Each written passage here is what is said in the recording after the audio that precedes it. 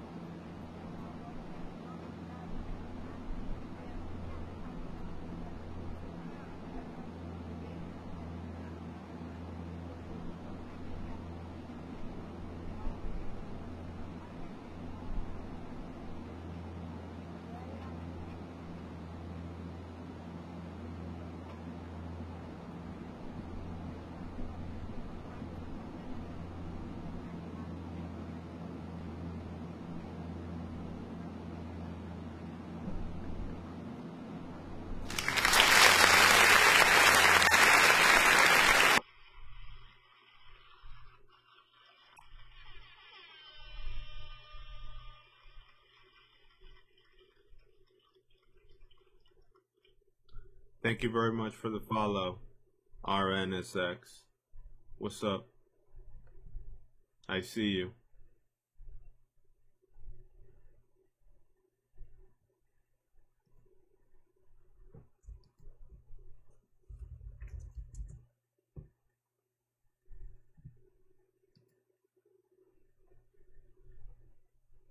Not much. Flying. Trying to get the daily flight in. Not getting the daily flight in would be weird after flying so much. Like I was about to not fly today, but I did anyway.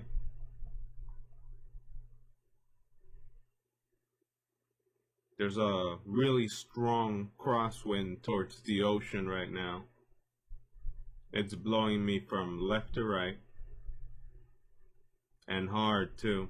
Like throwing me off course to the left, like all the way out.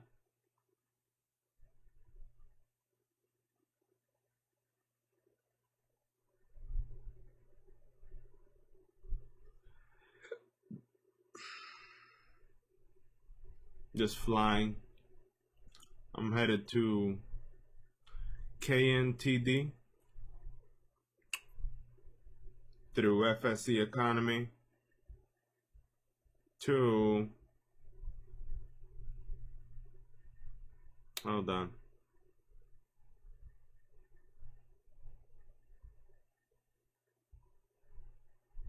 KNTD.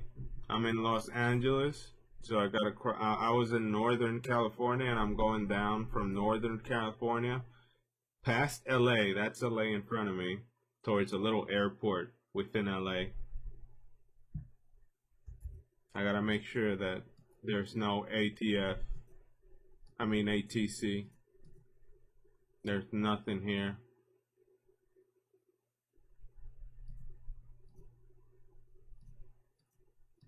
There's no ATC for this zone at this time.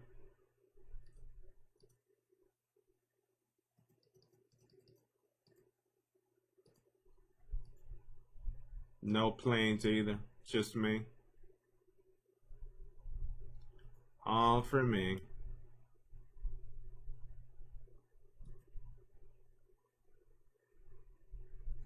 Do you play this game, RNSX?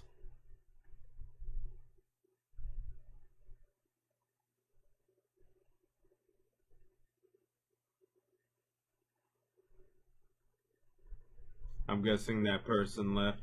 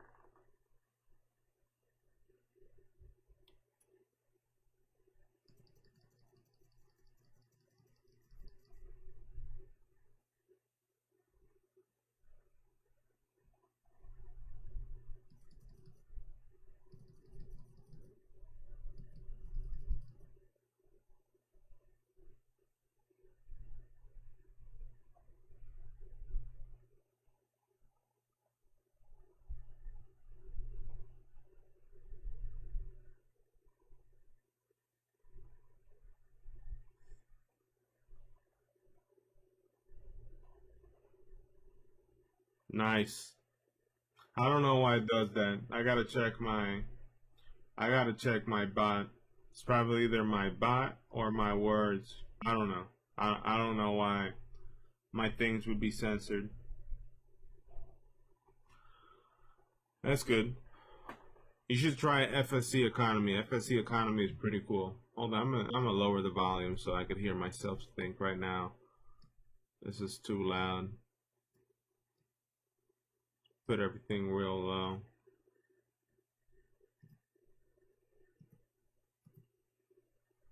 Yeah. Now I went too far to the left. I tried to correct for the drift, reaching a particular waypoint, and now apparently the wind died. The wind's not forcing me to the left anymore.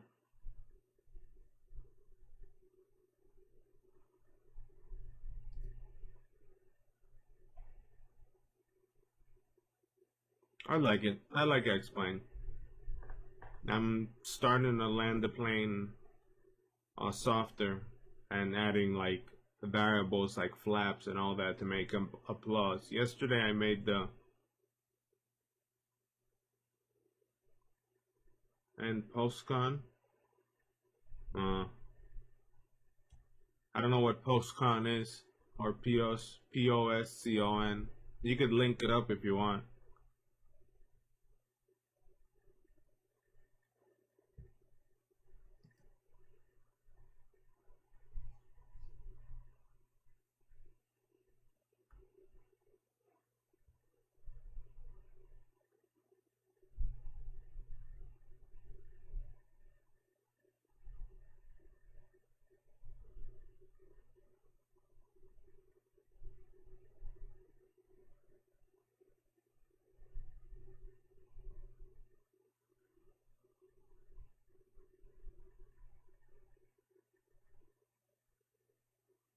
See now, like it's just pushing me.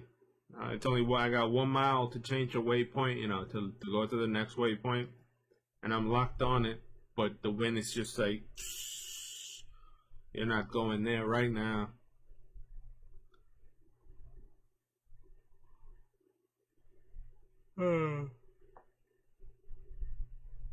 Like it keeps pushing the waypoint farther to the left. There we go. And that super strong wind, crazy hard gust right there.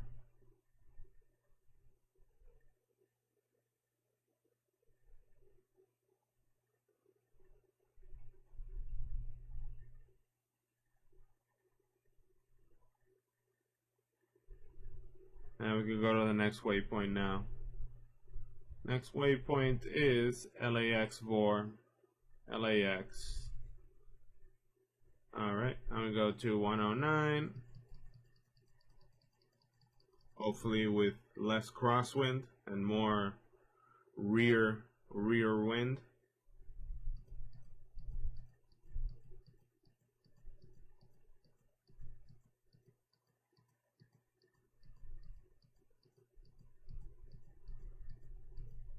Yeah, I'm pretty sure now with this one I'm gonna get there a little faster. I'm gonna be pushed. The wind is sort of heading this direction. Now I'm headed straight to over that airport, which is LAX.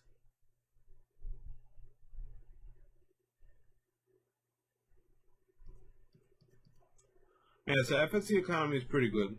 I like it. I'm starting to come back from negative, so you basically, if you mess up too many times, you'll just get hit with negative income, and you have to climb out of negative income. But after this one, I'll be in positive income. Hopefully, I land because the wind might throw me out. The wind might mess up my game, but for the most part, I think it's okay. The thing is that it doesn't have commercial aircraft. I tried searching. It's a really old, outdated system, and I'm pretty sure everyone would abuse the system if you could find commercial aircraft fast. I came across a commercial aircraft in Africa, a Boeing 737-800 in the FSE Economy plugin, but it was already reserved. So I'm guessing they do exist, and you could actually do 52 passenger trips in a game, but you gotta find them, and finding them through all those airports, it's hard to sell because you gotta put them in the airport. You technically just have to be lucky and land in the airport, or basically follow the rabbit hole of just doing missions in VATSIM until you land in an airport that has a commercial aircraft. That's the best way. You literally just land there, and there's a super big plane for rent here, and then from there you use it, and you get the big money. And money isn't that much either. Like you don't. I don't know. For the most part, I'm in low hundreds at most, close to $3,000 in this particular range. I don't know how other people want to make more money in it.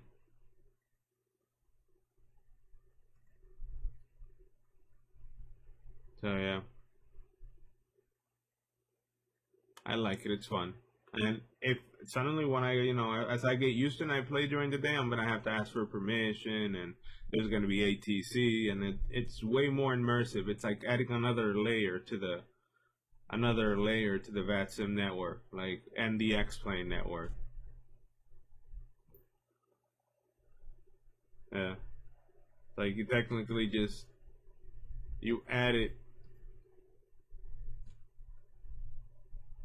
in a particular way that like you got ATC, you got a passenger, you're gonna get paid for the flight. So I added a bunch of things to the game to make it feel like I'm a commercial pilot, and I'm a commercial tiny pilot.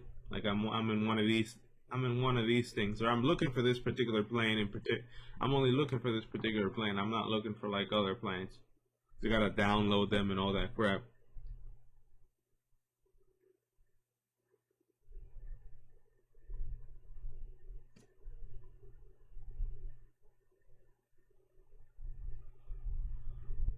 I'm headed straight to LAX. I gotta be careful of my gas because my gas is like I had 32 gallons for an hour, but it was supposed to last me. There's 20 gallons in there right now. It was supposed to last me. See now a little gas. You see that? A little gas control. A little bit. A little gas control. Start getting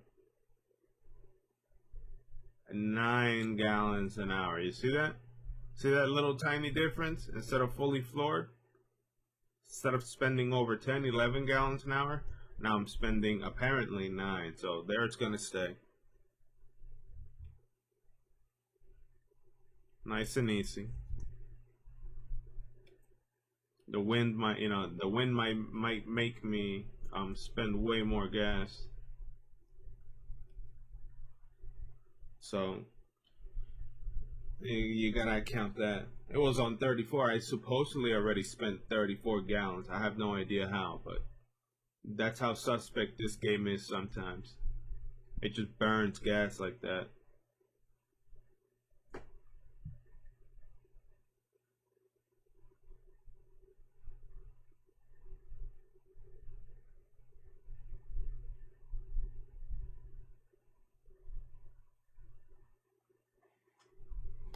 I'm headed to the LAX Bore, which is technically next to the airport. And then I'm headed to the airport.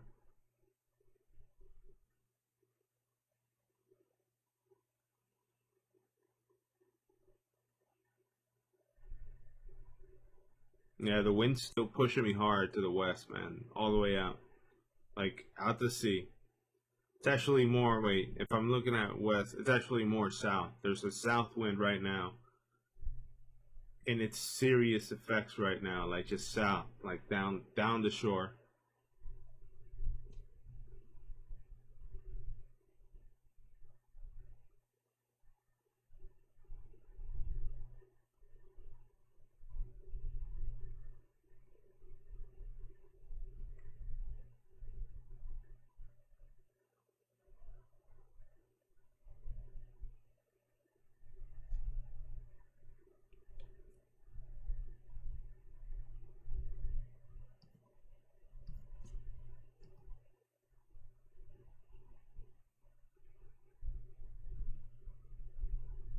LAX must think that I'm gonna land in an airport. I'm like, nah, I'm not going there. Why would I land there? I got places to go and people to see. That ain't it.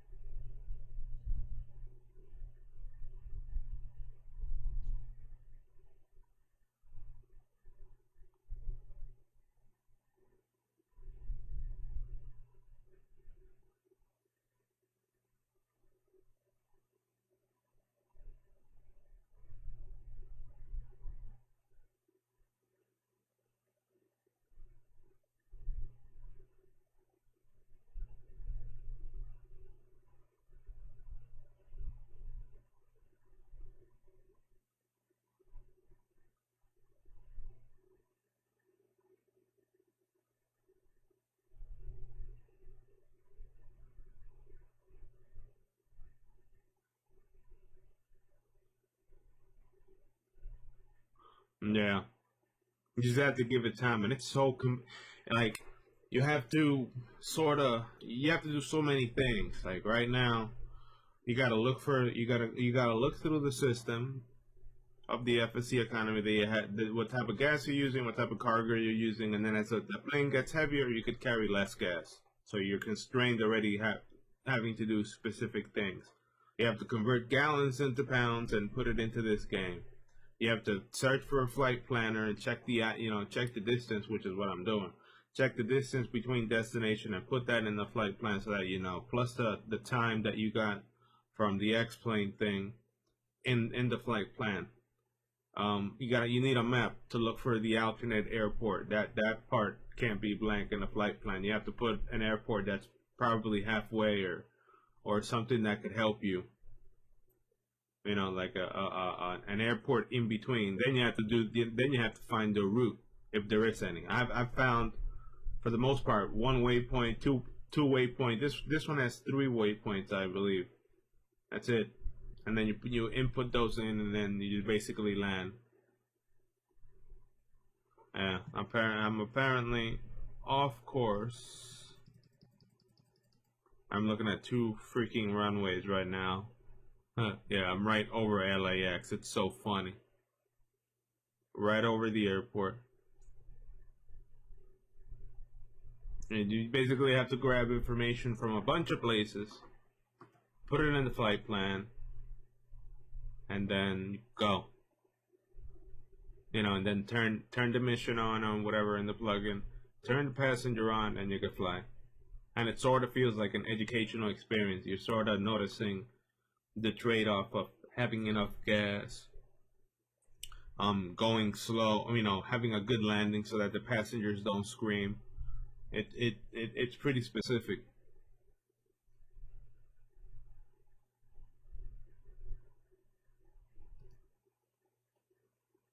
Like it isn't a high learning curve, but it's really technical. You have to be looking for a lot of things. I like it. It's money. Right now I'm gonna be in the plus, so I could only move up from here. Yeah, I know.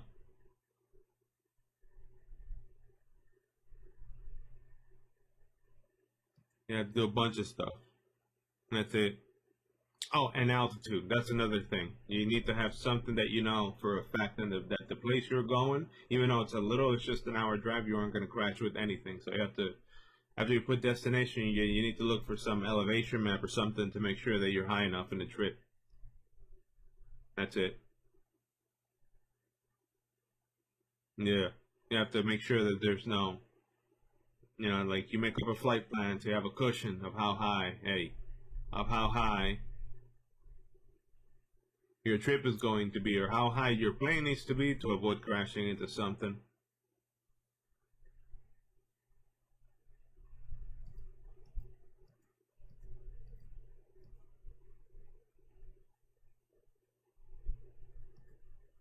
All right. Final waypoint. KCPM. How many miles? We got 10 miles to go. Let's do the final approach at 5, I guess. Yeah, let's do 5 nautical miles. Hold on. Flight plan. KCPM. I'm on the left hand side. Let's do 07 right. Next, let's do a 10-mile final. So I'm already there. And catch it. Insert.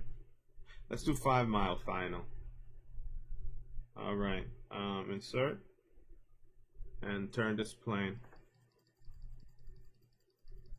I'm right there. I think it's that airport right here.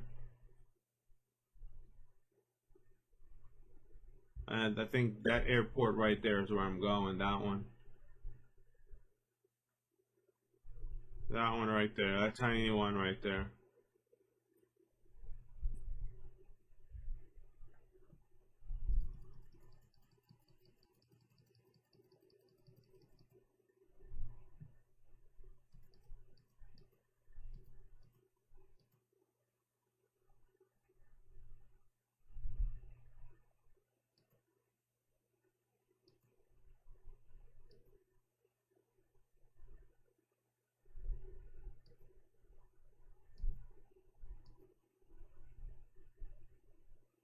Yeah, and the wind is pushing.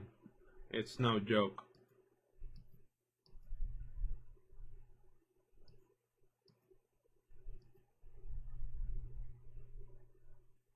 Let's see if wind inland dies a little bit. Right now, I'm still at coastal wind. There's a big left push. I mean, big south push right now in this area.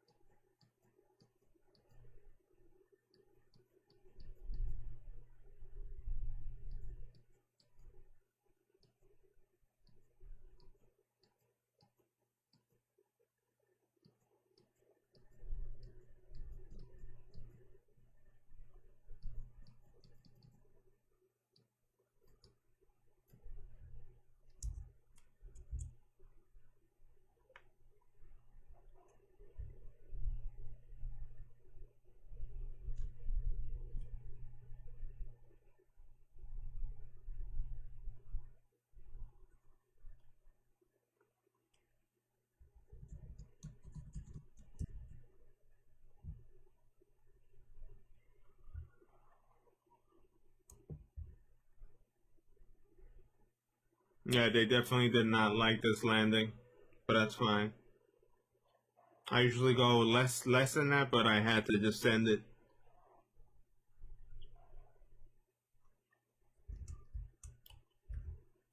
I had to send it.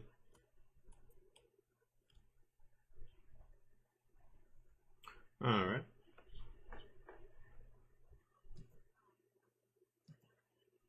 Let's finish the flight. There we go. I am at KCPM. I had to send it on the ground because I was trying to do good one, but no good one. It's just like, oh, too loud. Well, it's not my problem. KCPM.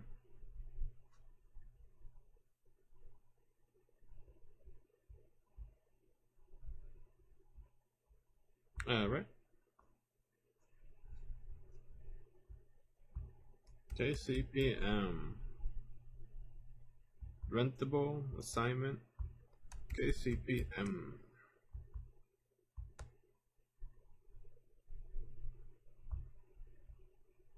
There we go. So we got a Cessna High. We could get it. All right. So we got one here. We're gonna rent it. Boop. We rented a plane. Let's see what do we have here to go.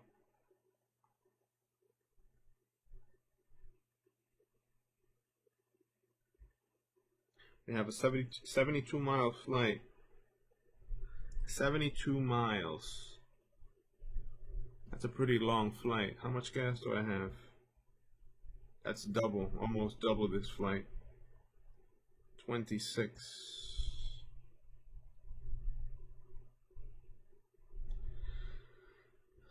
One passenger. Max fuel is 54 gallons. Alright, so let's just refuel it to full. I'm on plus 54 gallons. Fill to 54. Alright, so I'm full. Let's do that 72 flight. That should be a 2-hour flight. Simulation, 7 hour and 30, right? 7 hour and 32 were maximum gas. Maximum gas, 720, right? Let's put 716.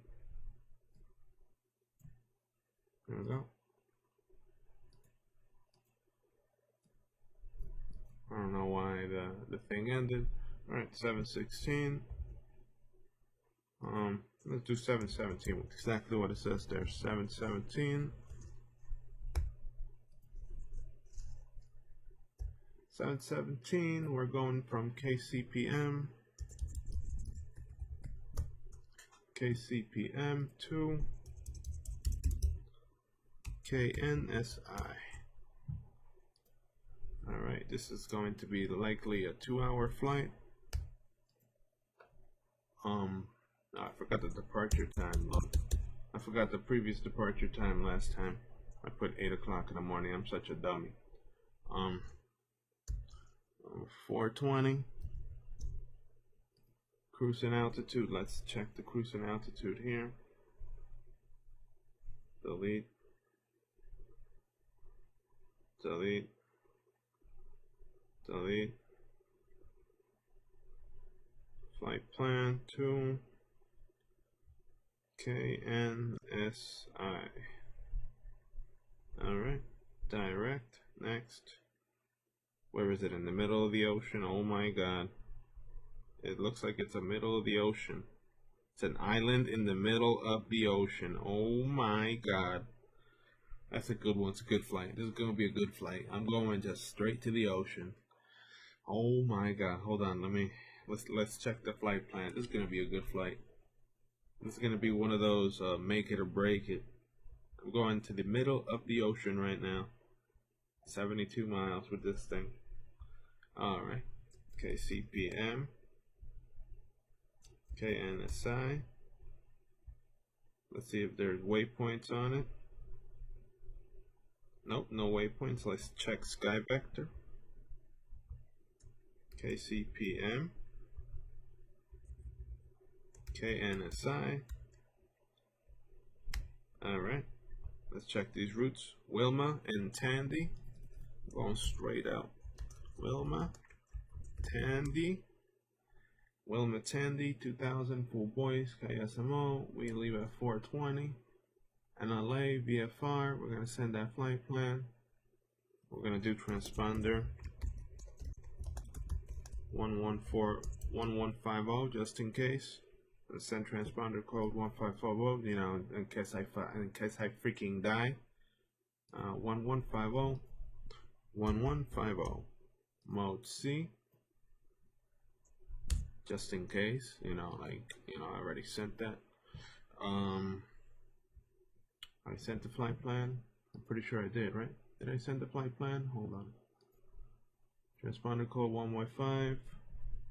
Let's send the flight plan again, just in case. Full gallons. We just need to select the mission. Select the mission. Go to your flight. Load this flight. Let's check if there's ATC here. Is there ATC? No, it's just a supervisor. Start the flight. Whoop. Apparently it's not loaded. 0 assignments loaded. Hold on.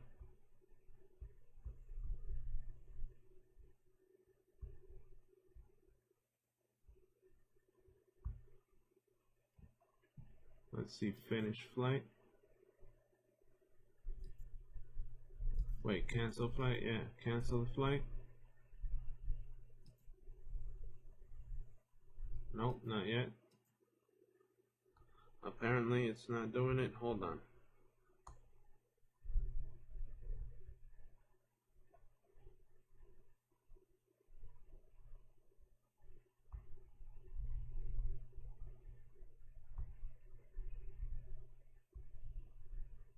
Apparently what I did is that I put too much gas in it.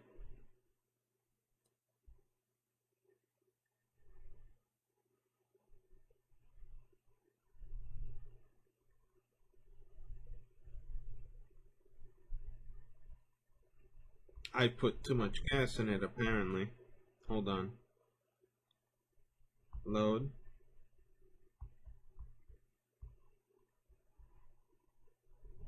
Hold on, start flight. Oh, it's not loaded. Why? Alright, let's cancel selected assignments. Maybe what happened is that I put too much gas. I filled it up, and then filling it up didn't give me. Alright. Didn't give me enough space for it. Load selected assignments. Bang. Let's see. Nope. I put too much gas in it and the person can't come in. I'm such an idiot. I am such an idiot. Let's see if I cancel the plane. Hold on, let me cancel the plane and see what happens to the gas. Because there's another one. Hold on, there's another one of the same planes. I basically threw my gas out. Let's see. I'm gonna let go of the plane. What the heck? I'm supposed to be airborne? I'm not airborne. I'm here. Somebody's calling me. Who called me? I heard that bing. Who's calling me? Hold on. Anyone say hello to me? Messages? No, nobody's telling me anything. Alright.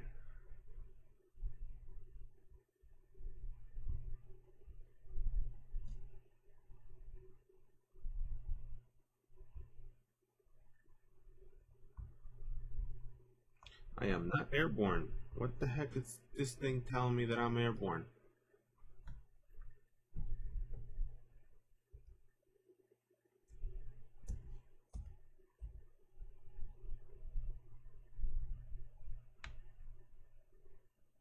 I am not airborne.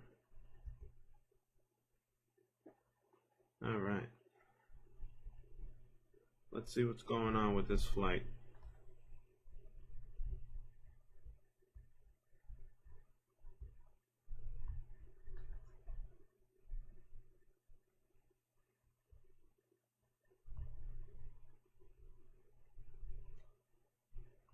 It supposedly says that I'm airborne. What the heck?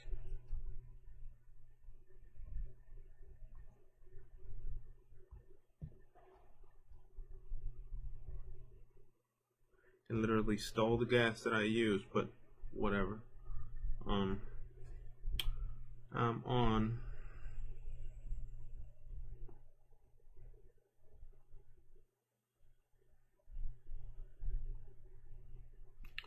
KCPM.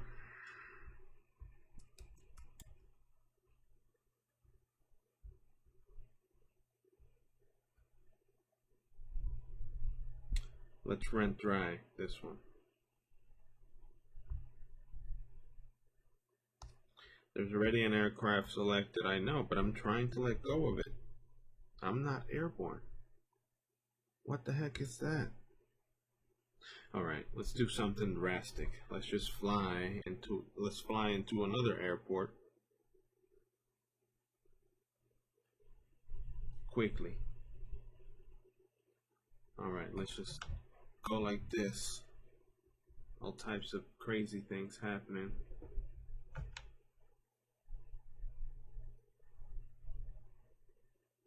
Or maybe even just crash it and repair it and then get it again. Let's just crash it, see what happens.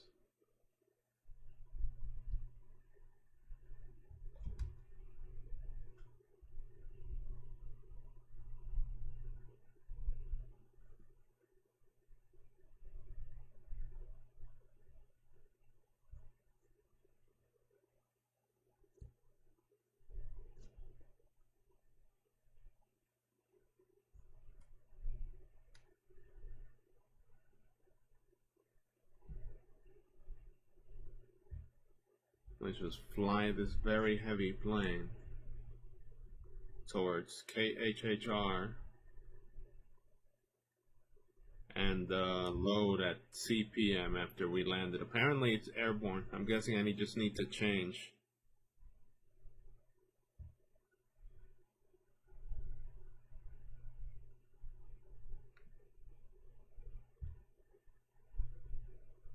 Let's just land again. Hold on, I made a mistake. We could have just put gas in it or touched the gas knob and the flight would cancel. Let's do that.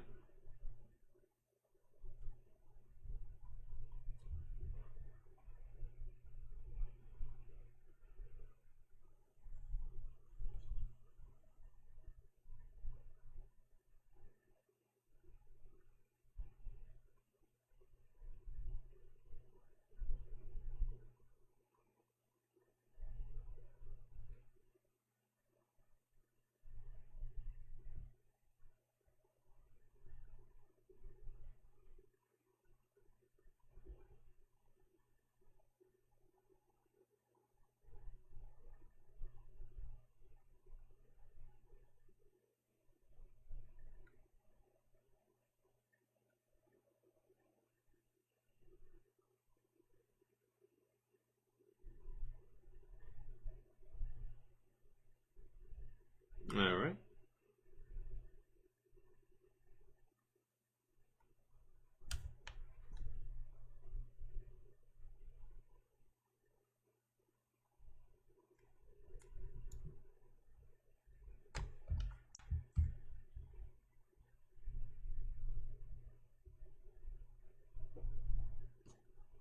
Alright.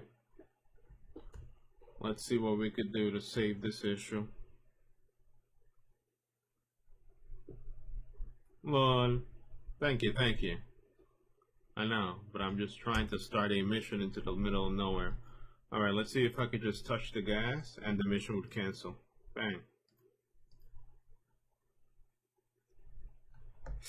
Alright, apparently it didn't do anything.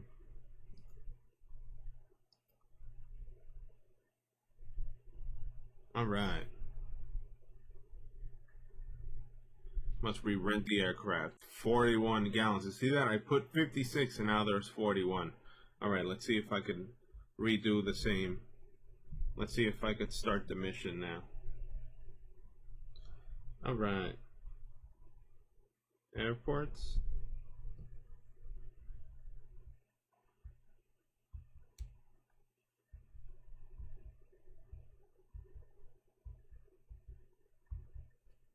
Alright. Let's rent it again. Rent dry. And let's look at the airport and do the magical mission into the middle of nowhere. There we go. Your flights. Add. Load selected assignments. Let's see what happens now. Start flight. There we go. We got it. We got 41 gallons of gas for, we might not make it.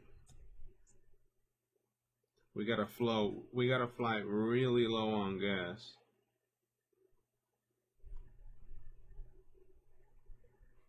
But I mean really, really, really low on gas to make it.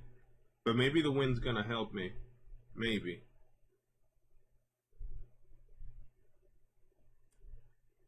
There we go.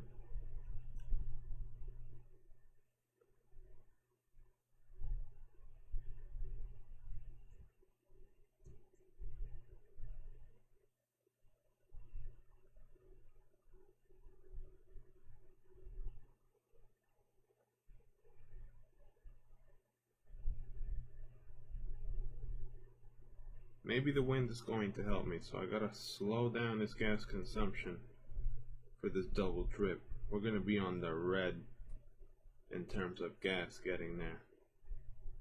I almost guarantee it, unless the wind helps me, which is what matters. That's unless the wind helps me. This thing is not making enough sound. What's going on? Come on, altitude. Up, up, up, up. There we go. Nice enough. I'm 100 feet from the ground still. About to crash on things. What's going on here?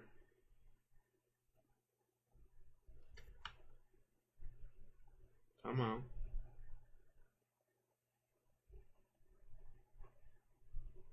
There we go. I'm hitting like light posts right now.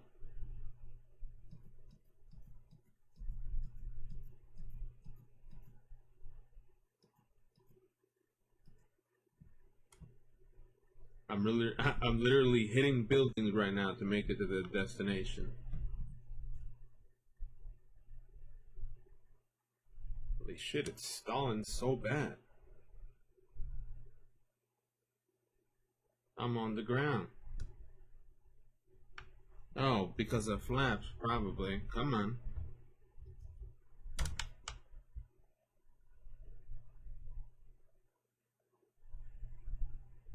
Come on. Accelerate.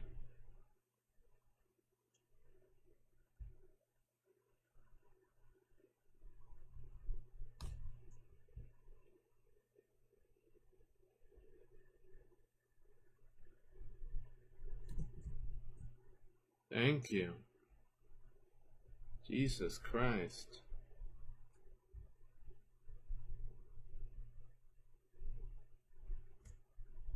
I'm sitting there freaking wasting money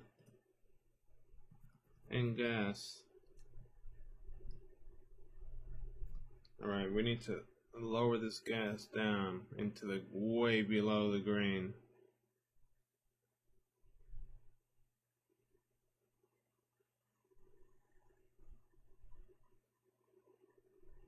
Okay, we're way below the green. It has to be like 9 gallons an hour or less.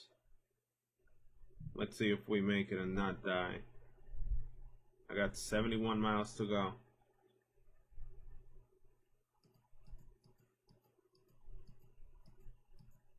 Another idea could be to get as high as possible on this trip. So if we do run out of gas, we just glide down.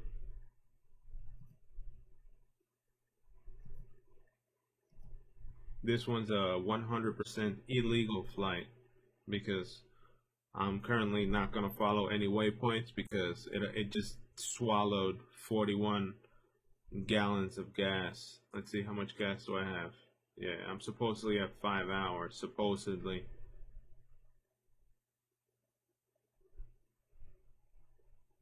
I don't trust 5 hours right now.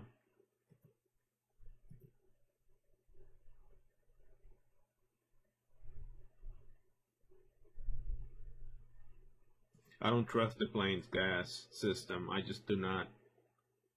And I'm currently on the low. You see what I'm doing? I'm currently going slow to save gas.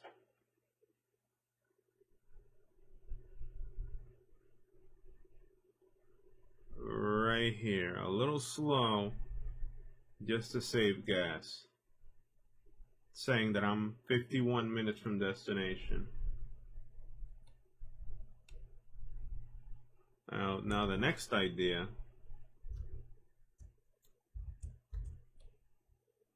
Next idea would be to climb over 25 as high as I can until I get there, until I notice that I get there with the gas that I have, so that I could glide the rest of the way down. If that's going to be the problem, I'm headed direct. I'm not using um any change on that.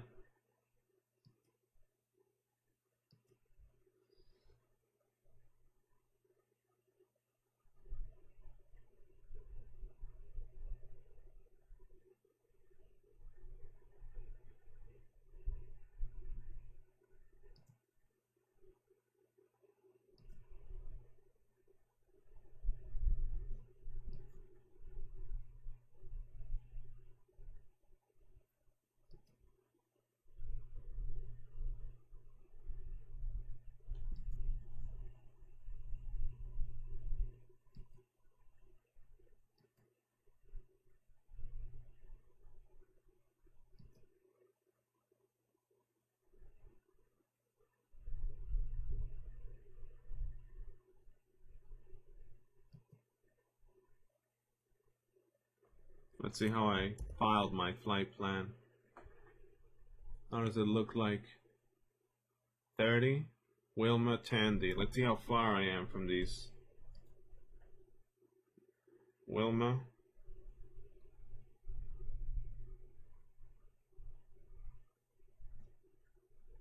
Wilma. Yeah, Wilma is that way, and I'm headed direct. Tandy.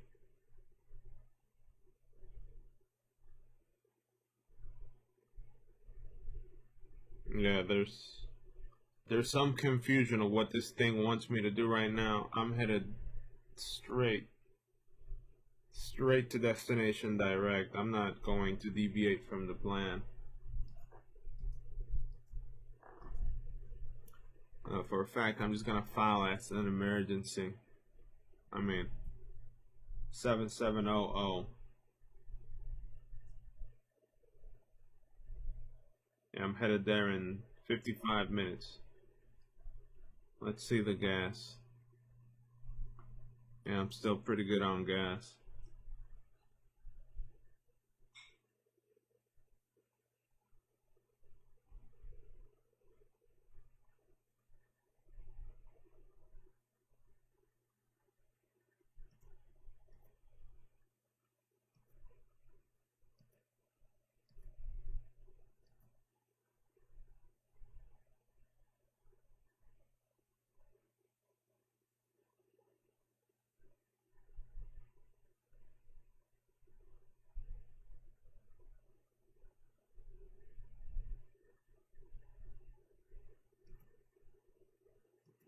I think this is my graduation present right now. This one is the flight.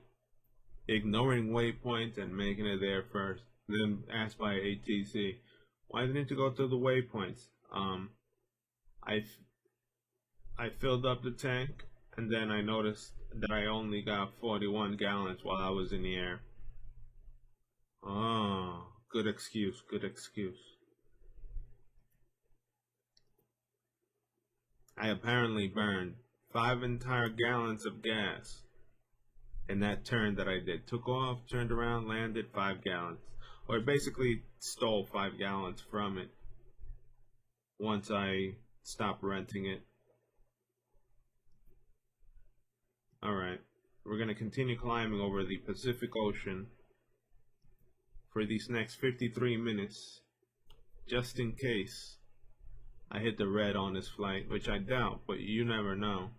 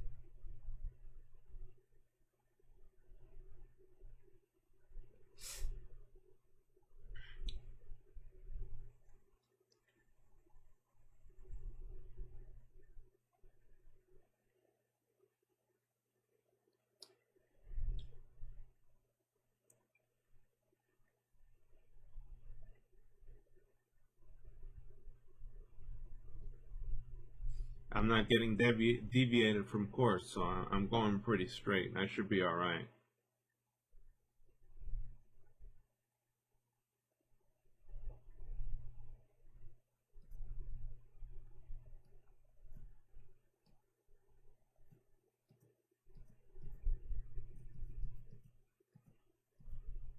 That's where I'm going. You see that KNSI? That's where I'm headed.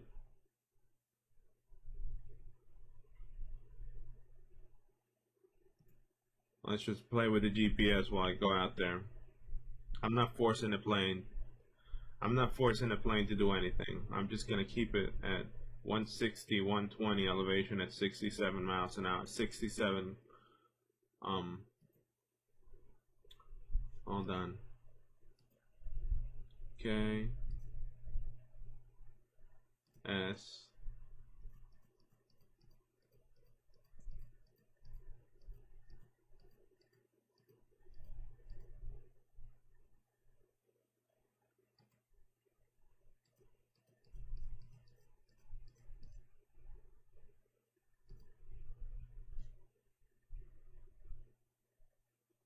KNSIN.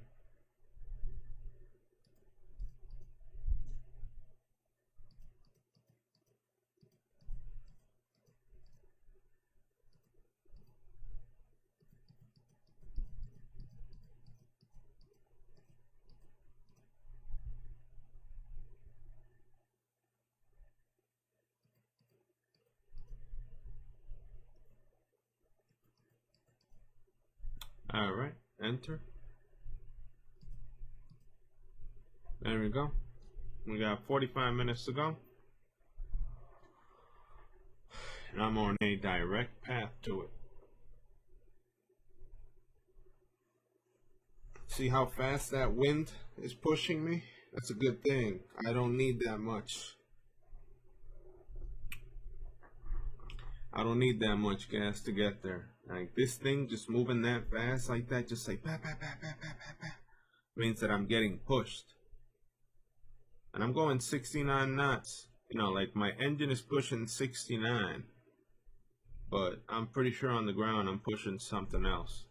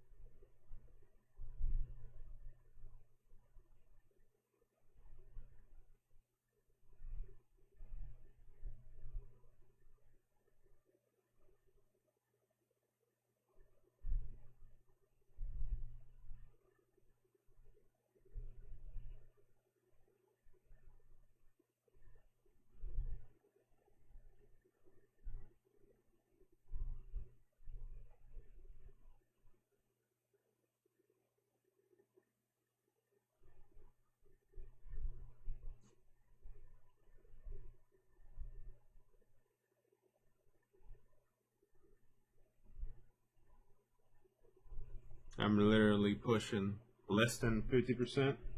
Probably a little bit less than 50% on it. And I'm still way below 9.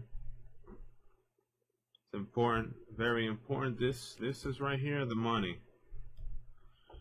This fuel flow, like if I were to go full throttle, I'd make it there fast, but then I shoot myself in the foot if I run out of gas midway. So I'm guessing I could punch it when I have like 20 minutes to go and I still have 15 gallons.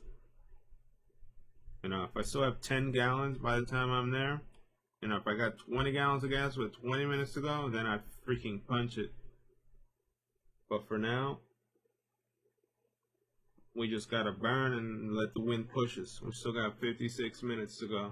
I mean, 56 miles to go. And I'm moving up slowly.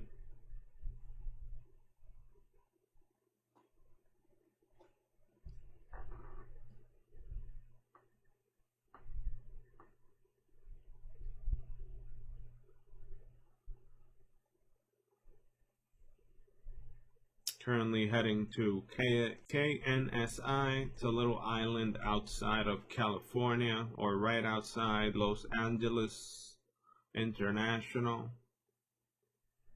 I am not following the waypoints that SkyVector told me to follow because I noticed that I was short gas. And I did fill it up a second ago. Like a second before I flew out, I'm like, yeah, let's put 56 gallons in it. I flew around, landing, subtracted nearly 10 gallons of my entire flight, basically when I gave it back as a rental and I started over. And I started with 41. And 41's doing alright. I'm right above 30. I'm right above 30 gallons right now, burning less than 10 gallons an hour. You know, I'm learning about throttle control, and I have a pretty decent tailwind pushing me out to sea.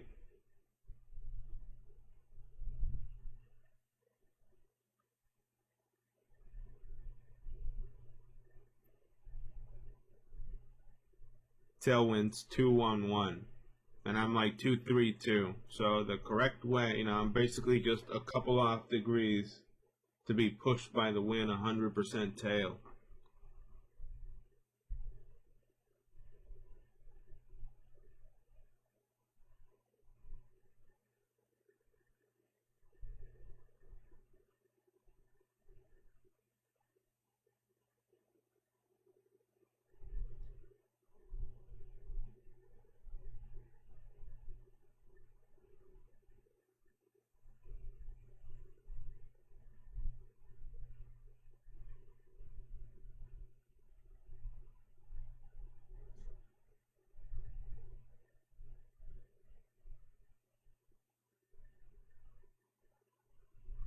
Now I remember what this flight did not have was a alternate airport. There isn't an alternate airport for it.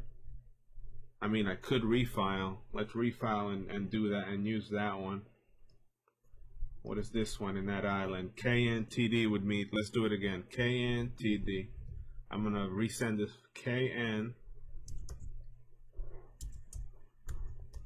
KNTD, current in flight. Yeah, I think I took off 1010 or something like that. Yeah, the same one. Let's just do 426 now. I'm going to refile. There we go. I resent it again just in case.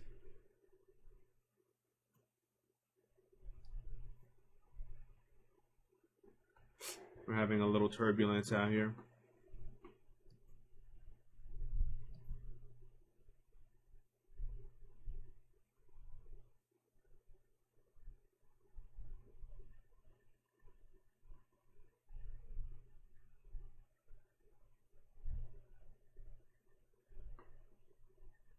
I don't know if that's the plane, that it doesn't have enough power, or the wind. I don't want to touch the gas for now.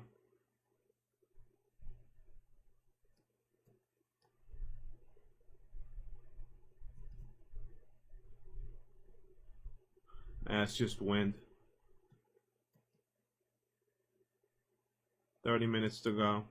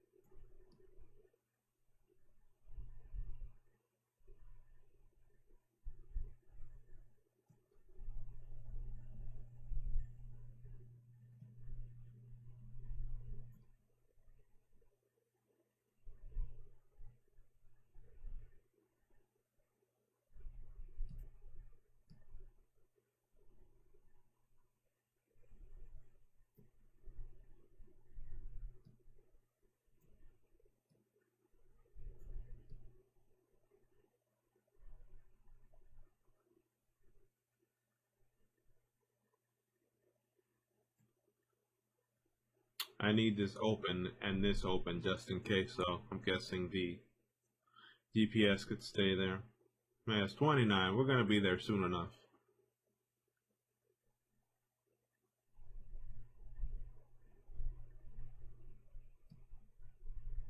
Yeah, this gas is alright. Still on 30 because I'm not punched. It's not punched.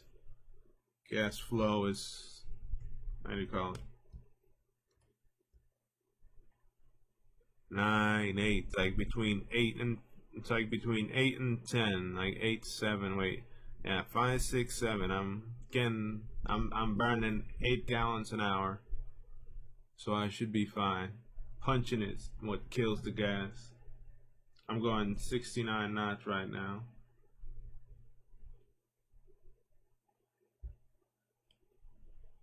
If you go all the way in, like full throttle, that's just burning gas. That's why I said, I'm graduating now with this. 30 minutes to go.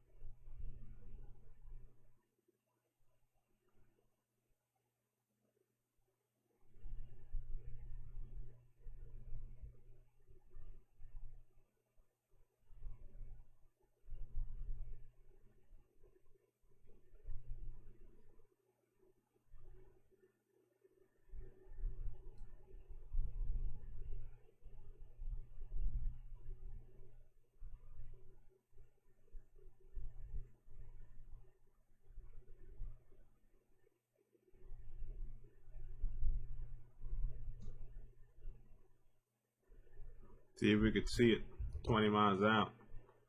I can't see anything. There's nothing there.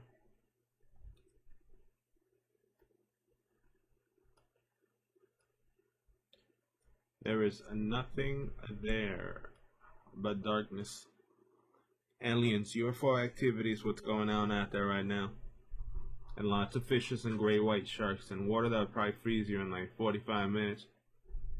That's all there is right now out there.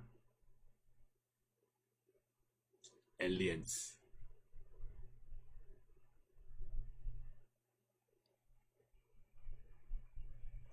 Alright, I got sight of one island.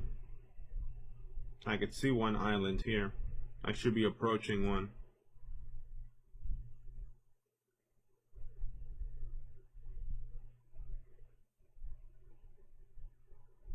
All right, there's a tiny little atoll or a tiny little piece of land underneath us, and there's not even a board, there's nothing on there, just a random land. Like a couple miles from us right now. Straight down.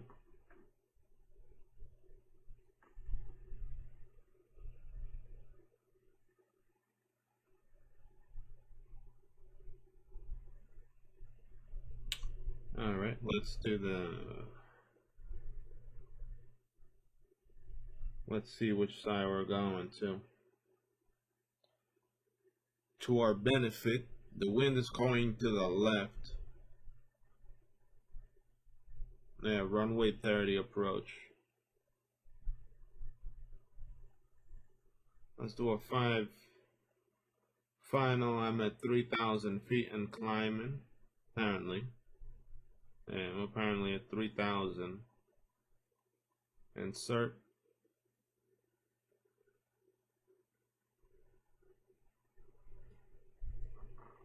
Let's deviate at 229.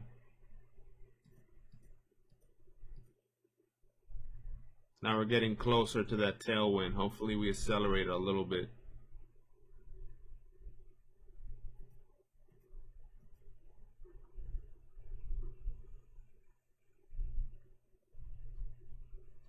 We're doing a 5 nautical mile approach. Not a 10, not too high.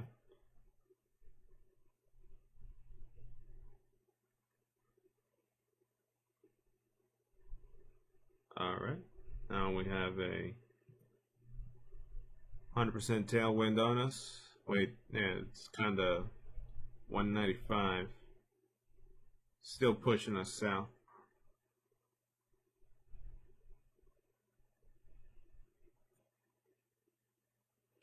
Our gas. We're still above 30. We got gas. All because of this. This is why we got gas. Throttle control. Slow down, go for longer. I could probably even go slower than that. I'm only at 70. I could probably go like 60 with this plane. If I push it a little more and extend that gas to lasting way longer. Just like, that's it. Nobody touched the gas. You touch the gas, we die.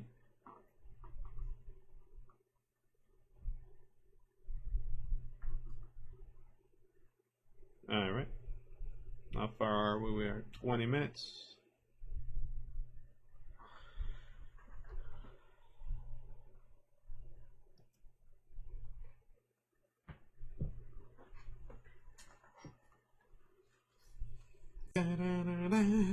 We're landing in an island in the middle of nowhere. Holy shit.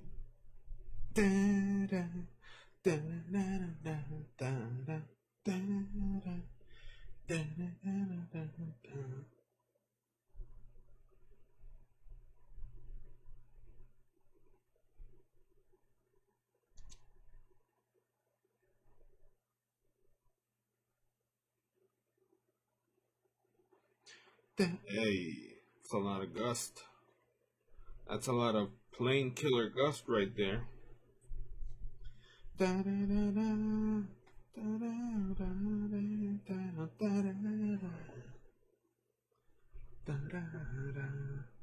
It's the final flight of the day.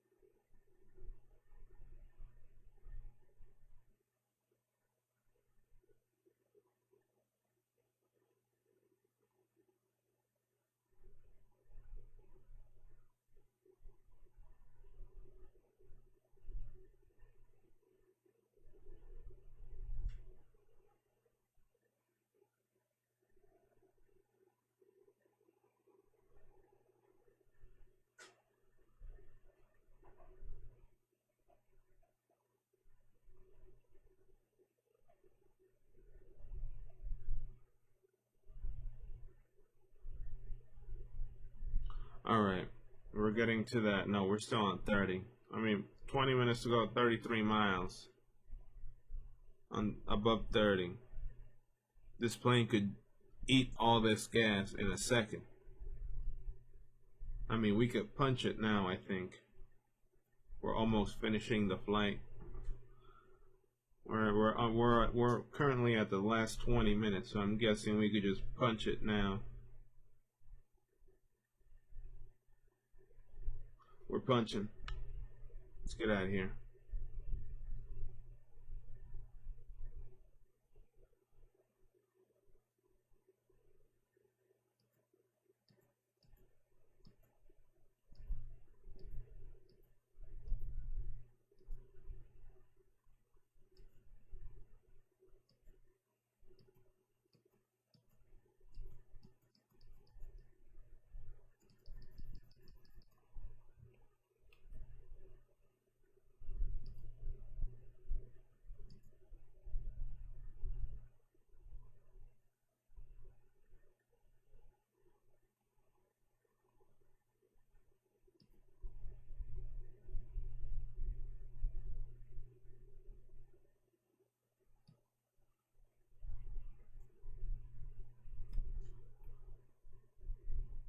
See that?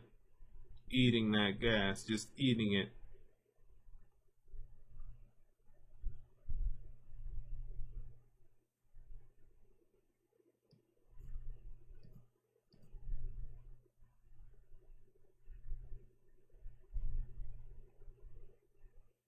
I see our destination already.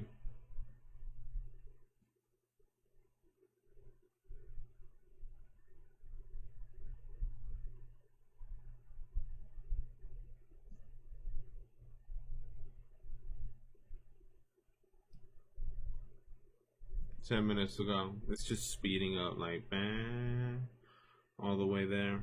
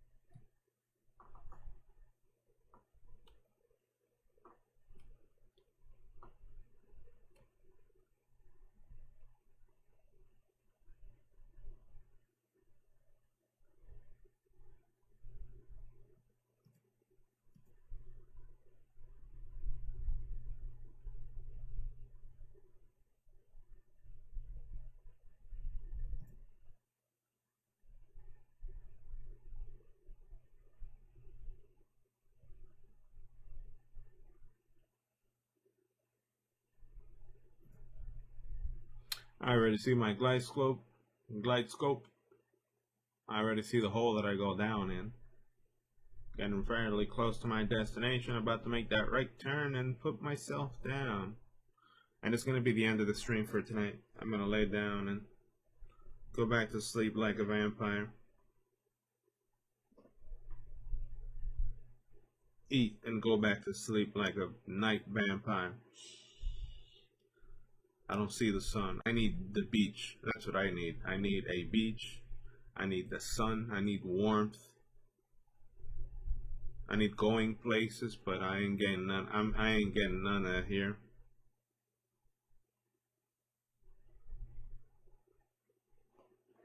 Da da da da.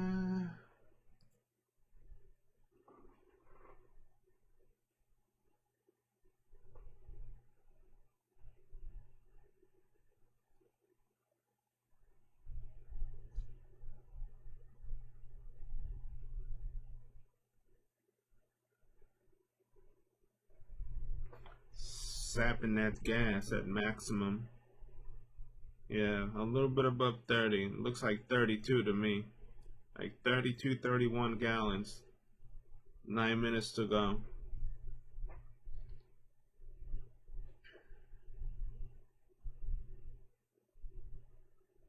Guessing that's how you make profit in a Cessna. You want to carry passengers around, you got to go real slow. Real slow. Molasses slow. 60 knots an hour. Just like, yep, we're going. You're like, why don't you go faster? Saving money.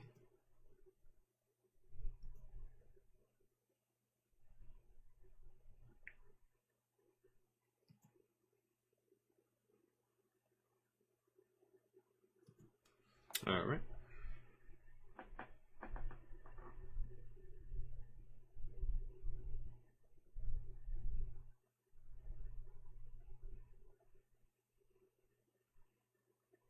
Hey.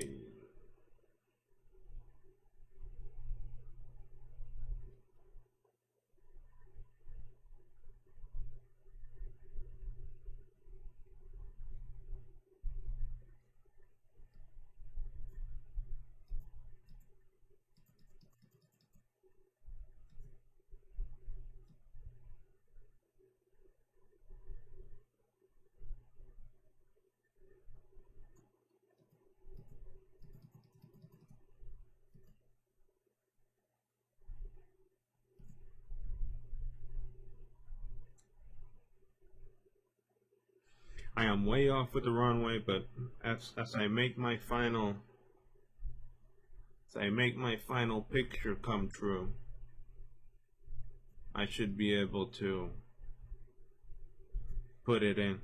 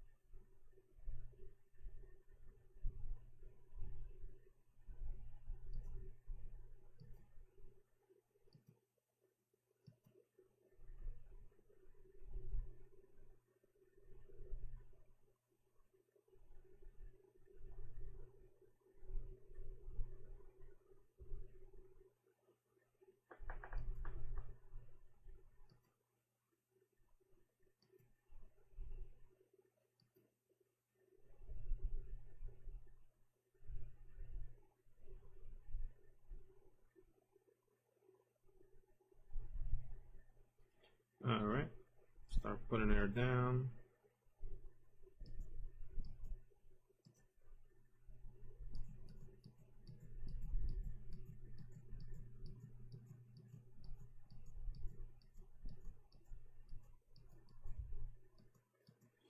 One sets of flaps out.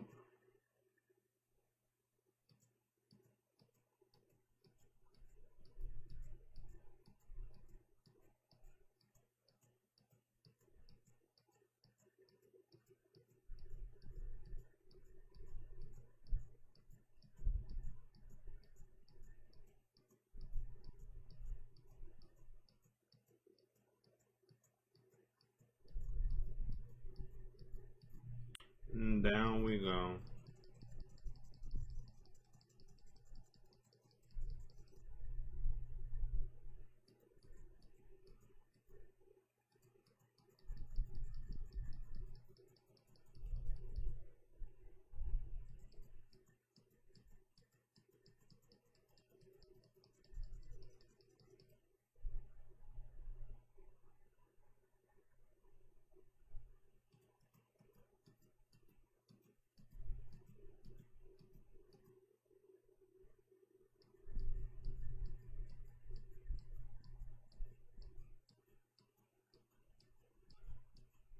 Two miles, second flaps.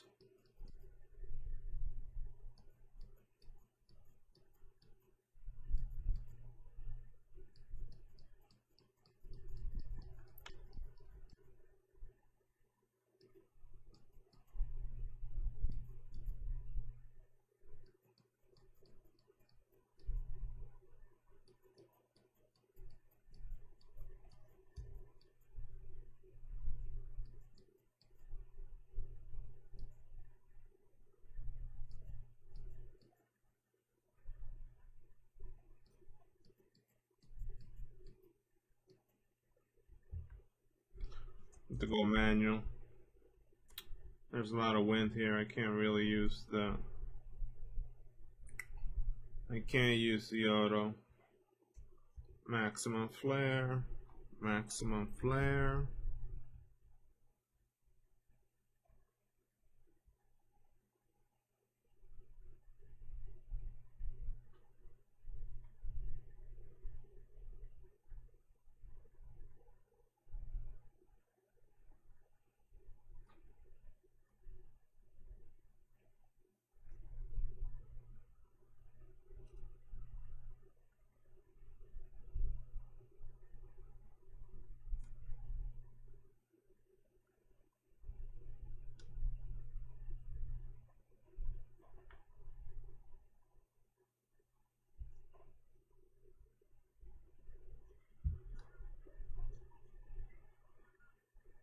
It's kind of windy out here.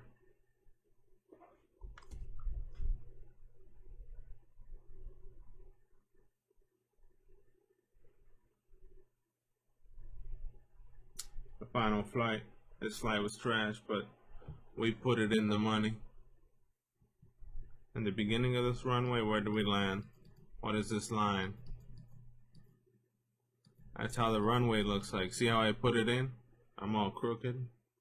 Let's see it. Yeah. I'm like right in here. Alright, let's finish the flight. Hope you guys have enjoy the rest of your day, wherever you are. I'm gonna eat, and then I'm gonna go to bed. Finish flight. 34 gallons on board. And I'll be back tomorrow. I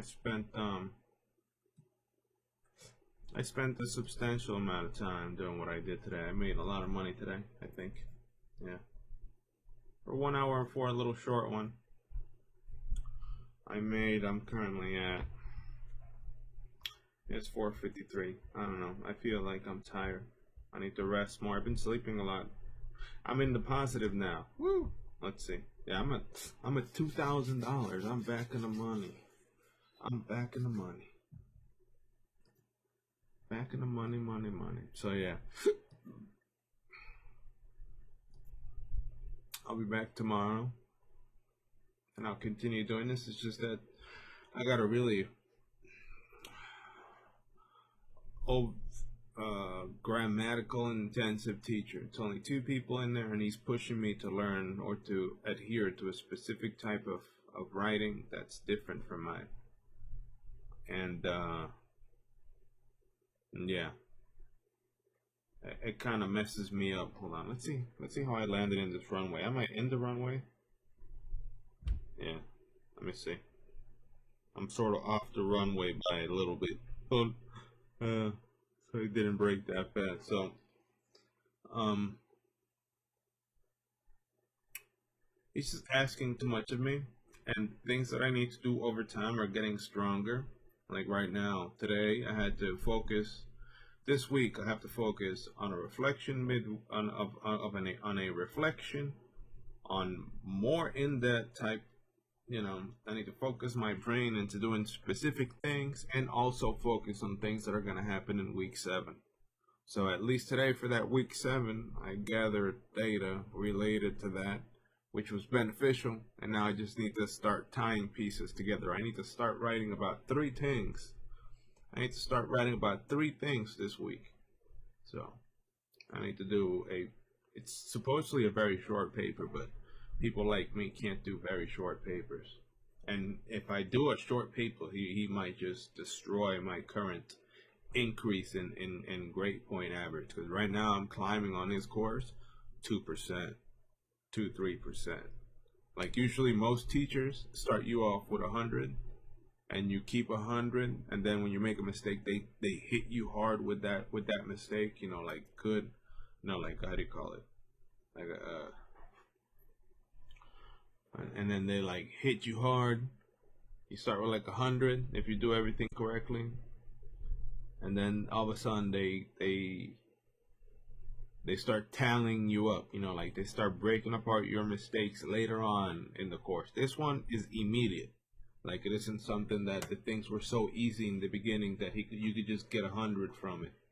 Like things were hard from the start, and the climb is a 2-3% grade point average, like 2-3%. That's what I'm saying, and I need to work with that 3% and continue moving it up. And that means, checking what I made wrong. And he's all English at this point. It's basically doctoral level English right now, and I have to deal with that. I have to deal with that. It's basically the pressure of every day. Like you wake up in the morning, like you wake up, drink coffee, sit down. Holy shit!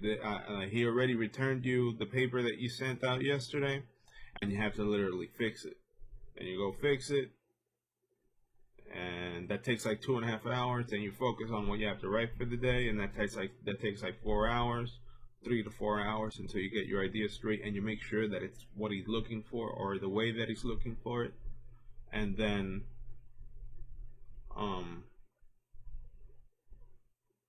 the preparation for the next day. So you're setting up a bunch of papers that you're going to do during the weeks. And this week I prepared 3. I have to do 2 for the week, including their own references, which I already did the research for 2 of the things that I need for only one thing that I need to do this week, and the 7-week thing. And it's annoying as fuck. But whatever, I'll get through to it. So yeah, I'm gonna shut the stream down. Short, 2 hours short. Once I have more time and more energy to fly more, and my brain feels that I'm accomplished, I'll fly 2 or 3. But for now, I'm sitting in the middle of nowhere right now. I parked in the middle of nowhere, and that's where the stream's gonna end, in the middle of nowhere. And I fucked up the landing. I gotta learn how to use that thing as landing, but I gotta move it.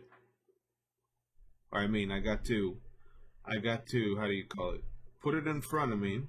I gotta go at the correct heading, and I have to land in the middle of it, or after the line started underneath the airplane, so I could drop everything and just look at the screen. And that would be another step. That would be my maximum X-plane level. And I'm like, right now I'm sort of beginner, learning the gas. I can't even turn this plane on. But as I move on, I'm gonna use this particular GPS instrument, and my idea is that I need to land in the line, so I need to zoom in on that particular instrument that I'm looking at right now, in the correct heading of the runway, which is always the same thing. You know, this one I had to land manually because because the wind was pushing me to the left really hard. That's practically why I put it that way. Like I'm sitting here trying to align with the runway, and I'm literally getting pushed up to the left.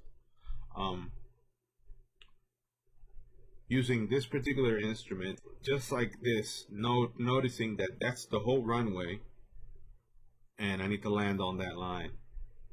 Basically, that's the plan, the future master plan. Instead of using this would be supplemental.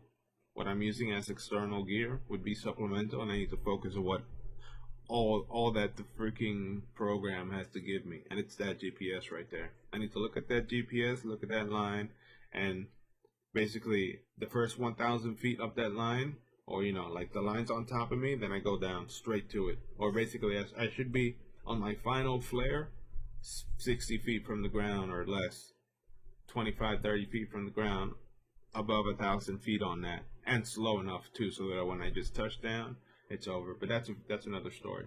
Eventually I'll get it.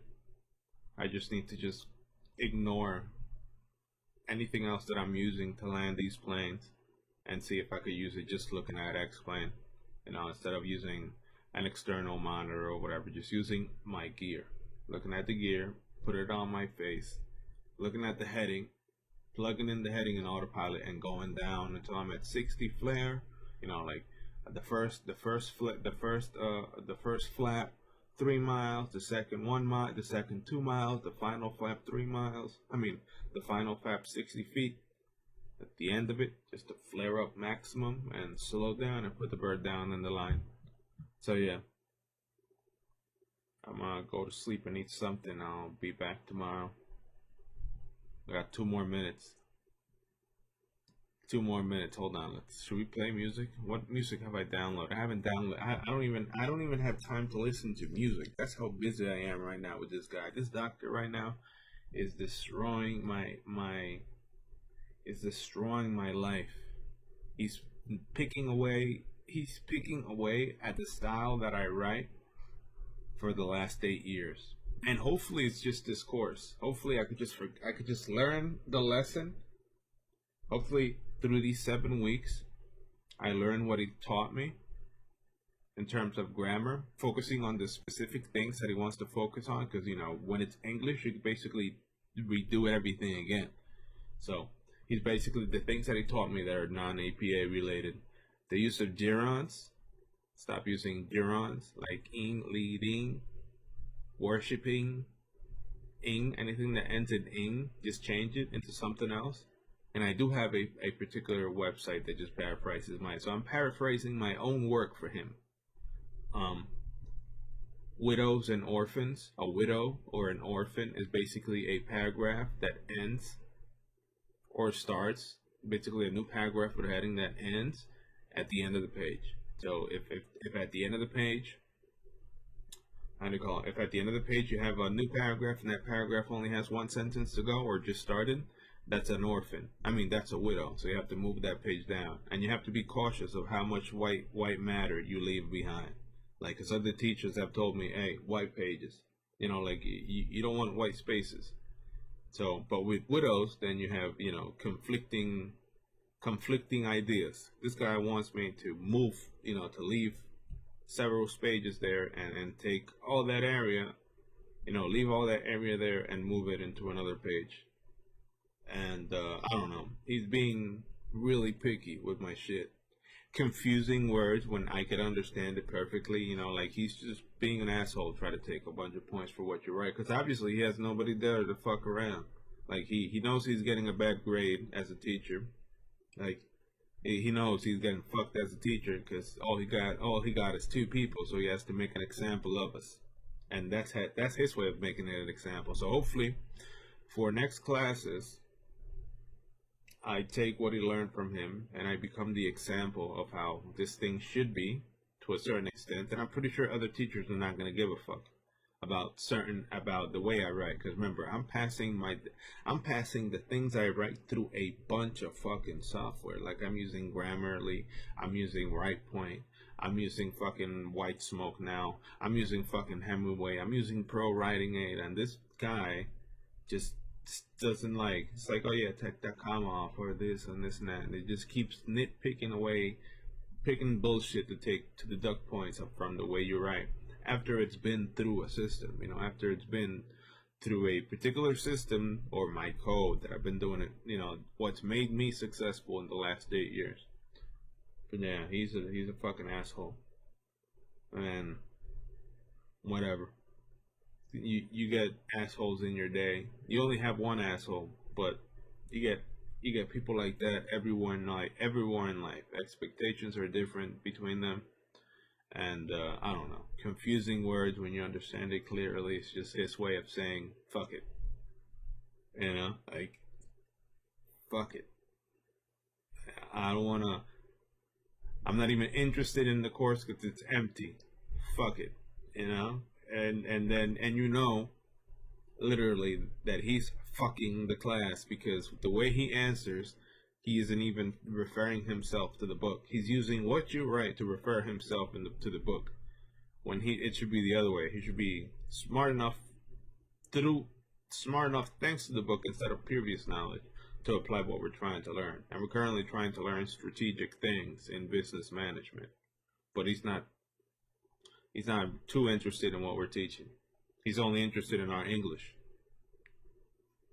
Like, you understand what I'm saying? Like, he would call what I write strong. Like, the previous course, he deducted a bunch of points across it. Like, he didn't give a fuck, and everything was perfect to all the systems that I passed it on.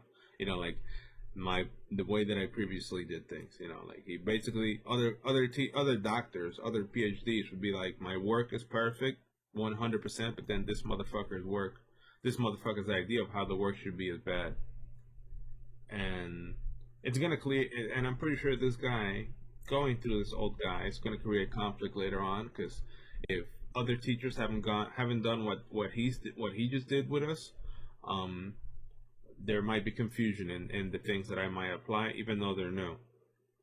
Like I'm guessing if someone who hasn't seen a lot of APA 7 in action, the way that I'm adopting it and applying it right now, he might look at my shit and be like, maybe that's wrong, and then have doubt as opposed to how other people, how his entire class would do it, and then how I do it. That looks like a fucking APA manual at this point, literally like a fucking APA manual trying to look for perfect, and all you could do is be like, look for a gerund. Like you're so fucking pissed at life that you don't want to give this motherfucker 100. You gotta look for a gerund and say like, nah, don't use leading. Use another word for leading. Like use another word for leading. Like use something else or quill or paraphrase your own shit like I did.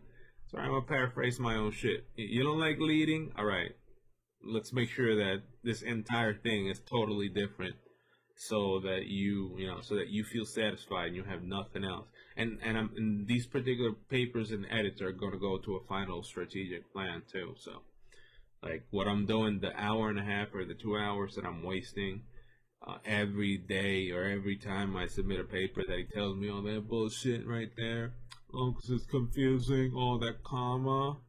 When everything's gone through a bunch of fucking software and programs to be perfect, that bullshit right there, this and that, writing shit, trying to just deduct points like some fucking dick. Eventually, all the things that he told me to change are gonna go to the final paper. And I was 4.0. I was a 4.0 student until this motherfucker.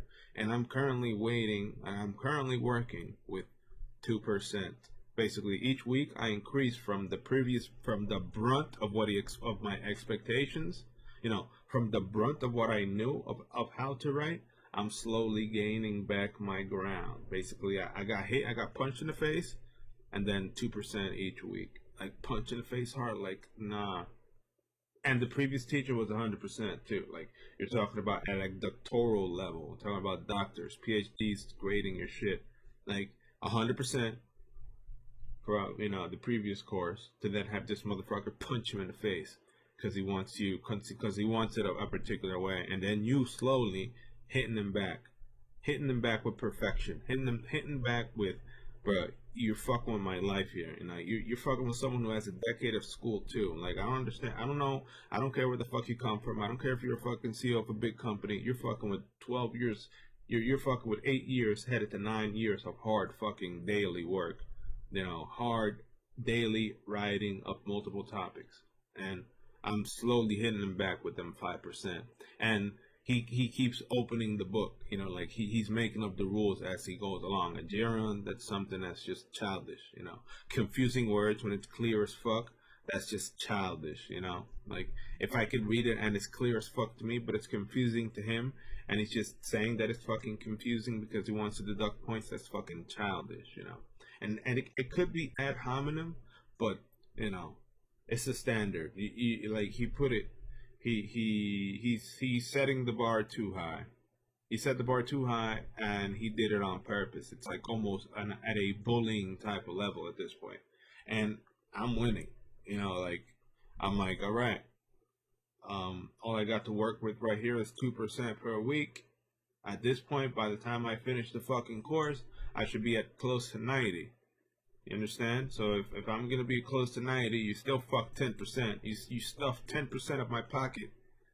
You stuff 10% of my grade in your pocket because of your opinion, and the rest, I every time I post a paper is for you to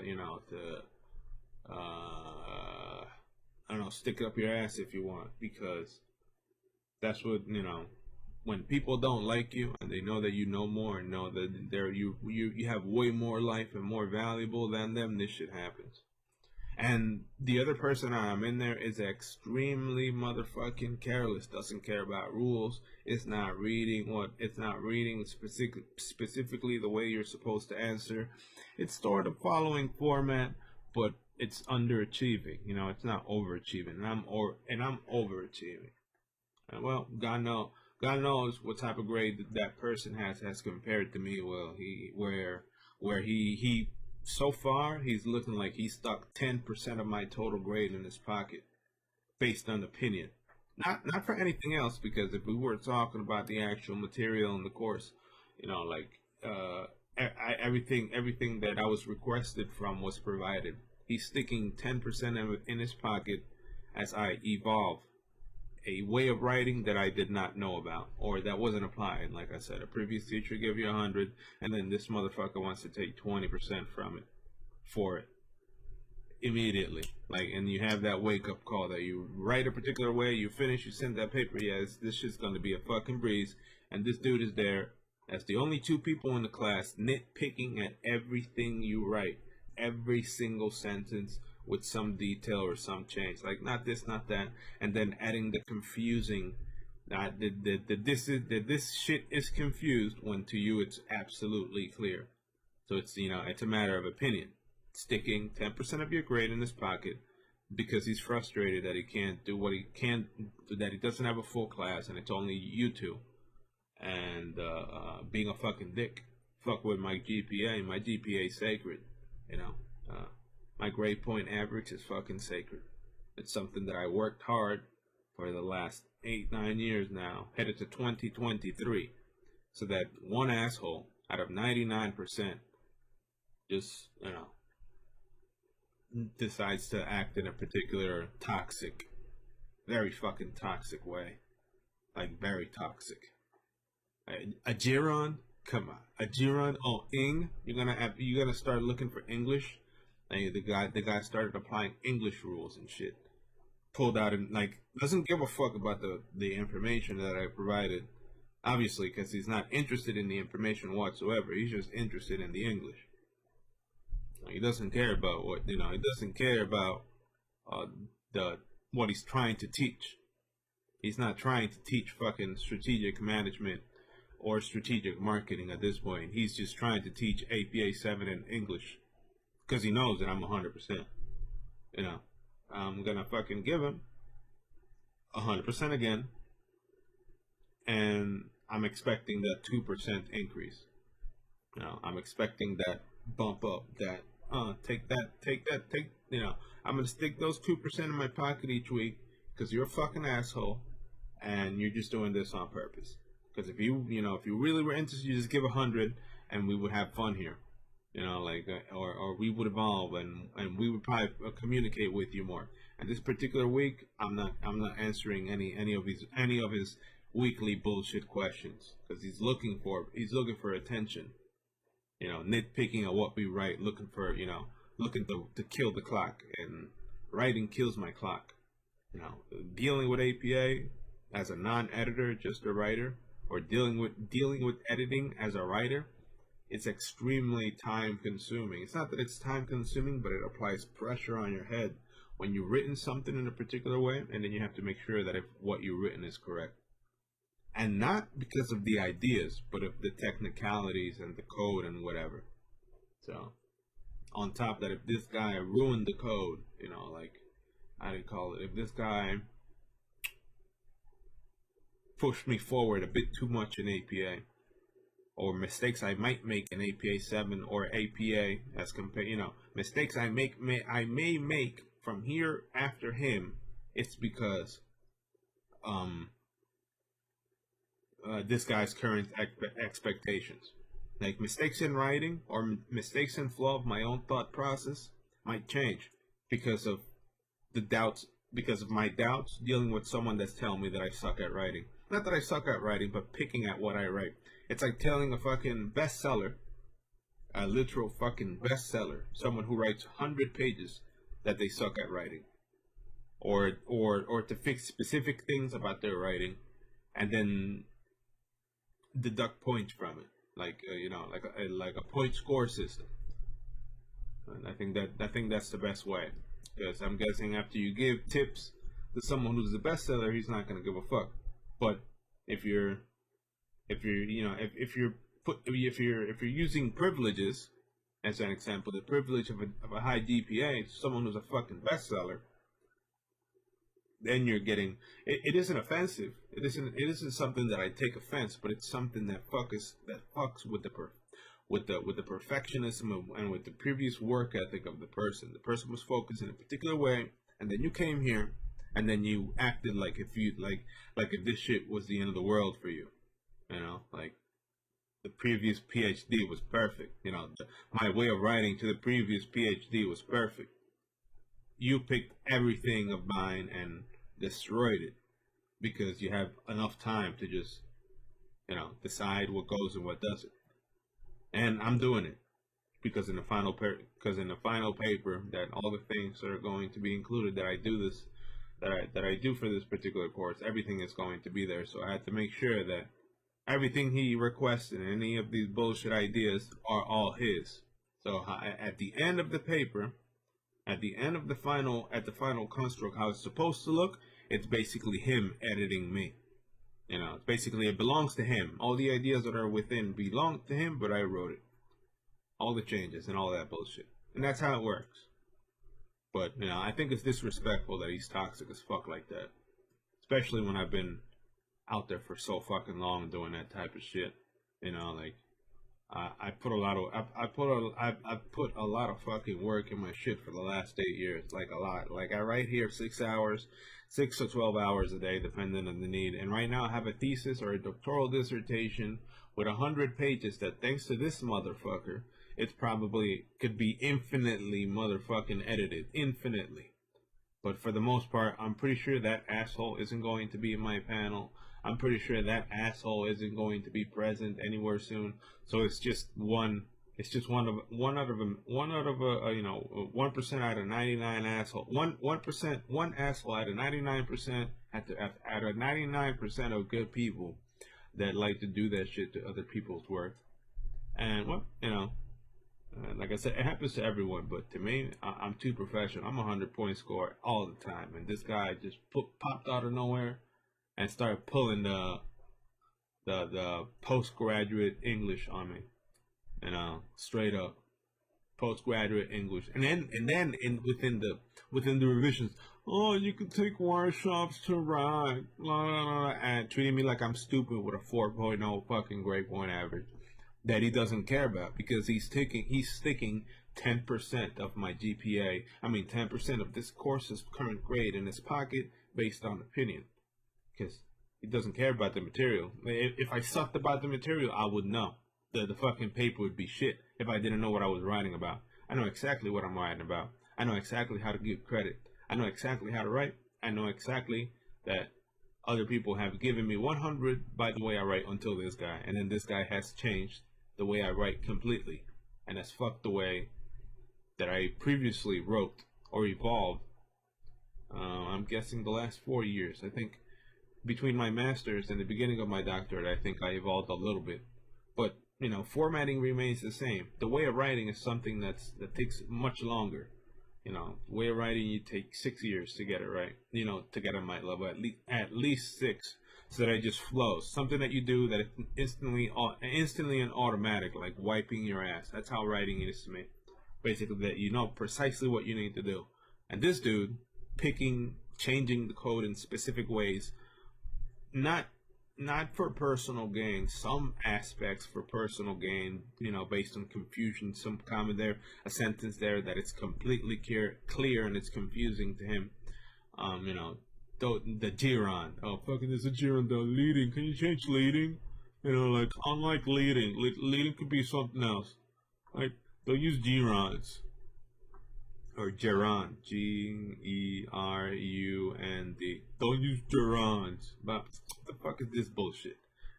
Just looking, he's looking for something to pick out, looking for a mistake in the English to pick out. But it's not like, at this point, I know personally that he doesn't care in strategic management or strategic marketing whatsoever. The data that I provide isn't going to be of his interest. Aside him stealing it and using it, that's probably the best way that I could say. That's probably the best way that I could talk about him at this point. He's probably looking to resell or, learn something. Oh, be like that. He wrote that's really good information. Say strong about that. That's really strong. You could use that. You might use that and take that from me. But the rest is crap.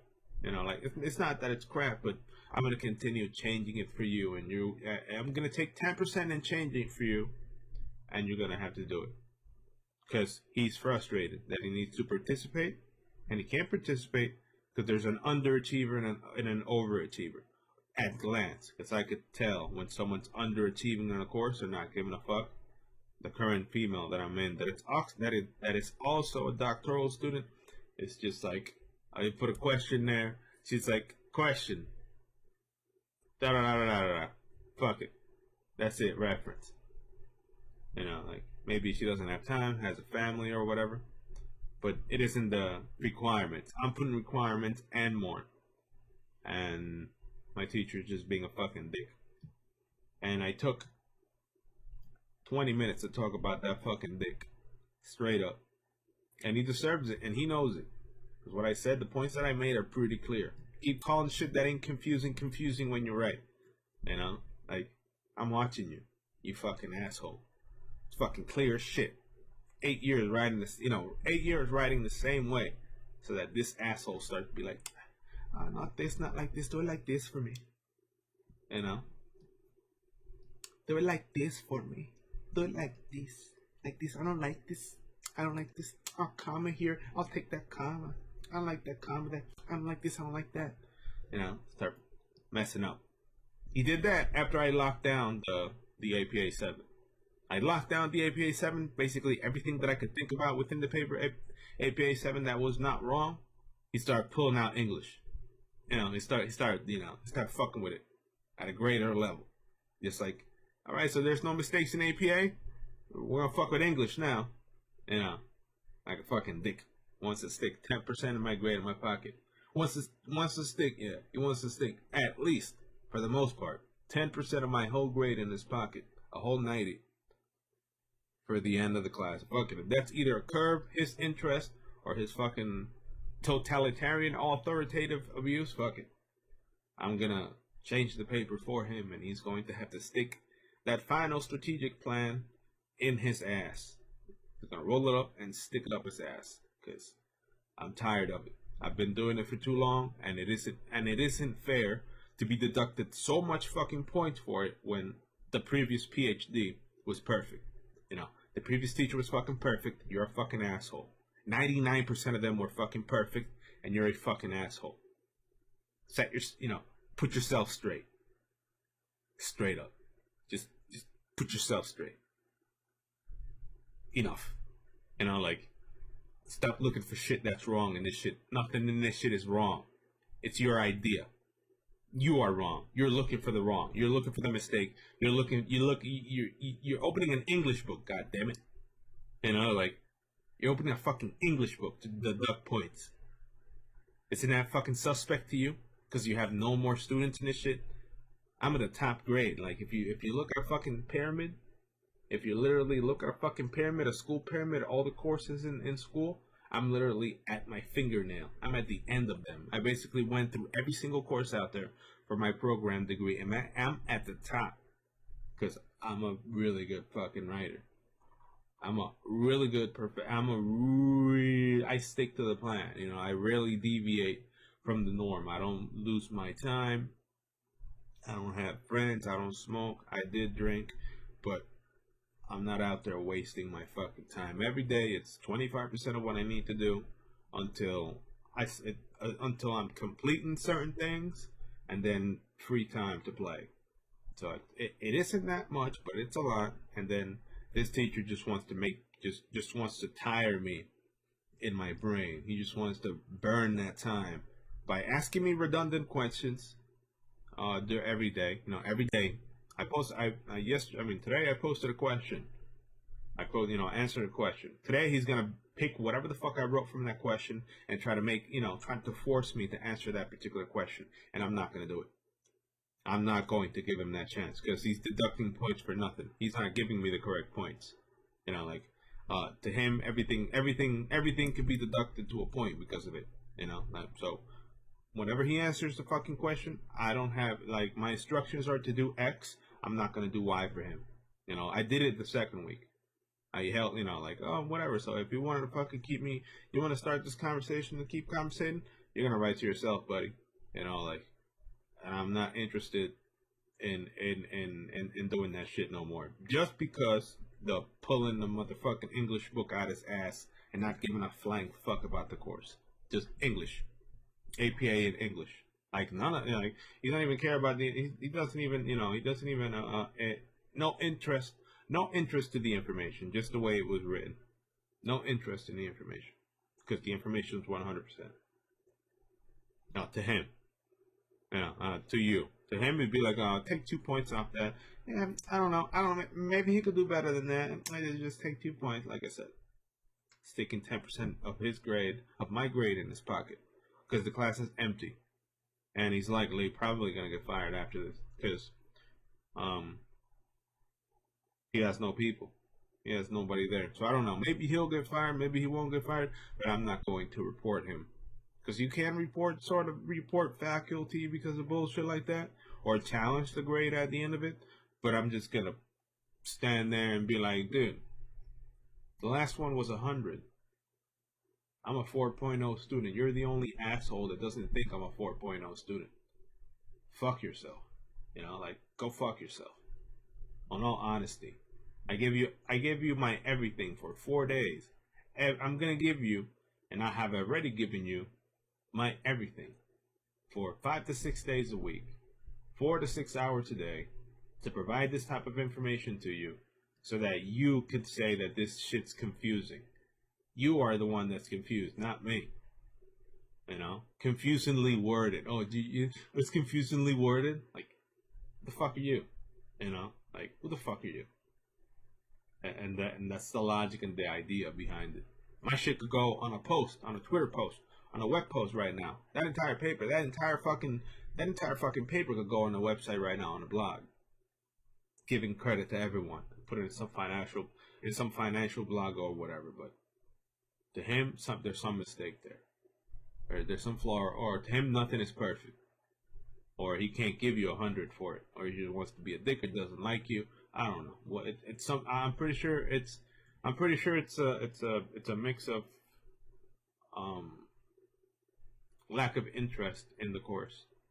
I don't think he wants to teach that class because it's empty, and he's taught a lot, a bunch of other courses too. But I'm pretty sure he's not interested. We have two main books. We have two really huge books to follow. We have actually three big books to follow. We have the mobile one, the freaking marketing one, and the management one. He's not interested in that shit. He would ask me a question from the book to and that'd be different. That would be totally different. If I notice that when he's answering me, instead of nitpicking what I wrote, looking for me to write an opinion and fuck up in my APA, if he wrote another question from the book, or he wrote an actual question from the book as a reply to my previous question, I'd probably answer it, because it shows that he's asking me a question from the book. He's not nitpicking what I wrote, looking for me to fuck up an APA so he could take a point. So he could not give me full participation. He's just being a fucking dick. And I don't like dicks. So yeah. Fuck it. Fuck him. Fuck them all. He's one fucking black sheep out of 99 good people. And that's what happens when you don't care about your students. Or, you should treat them, you shouldn't just make it harder because there's only two. That's not fucking ethical. And those are my final words.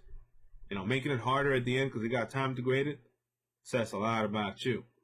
Should have just gave us exactly what we were supposed to receive if the class had 50 fucking students in it, and you barely had time to answer every one of them, or review every one of them, or read every one of them in a particular way. Like, previous teacher was 100. This motherfucker wants me to do APA 7. I do APA 7 to perfection. I ask him, dude, I want to be reading through APA every time I write. This is how, I need to, writing this is pressuring me right now, because I don't know what's wrong, and I need to retest my ability to write with you. Pulls out a document. This is all I'm expecting. Gives me like some bullshit paper that has some fucking things in APA 7 that slight some of the changes. So I look at the piece of paper before I hand in the last paper, the one that he still deducted points. I'm like, yeah, so that, alright, whatever. So we're gonna fucking edit whatever I missed. I missed periods. A period there, a period there, a period there. That's it. That's all I missed. And then on the next one, on the revision, he's like, yeah, don't. He fucked with one reference. He's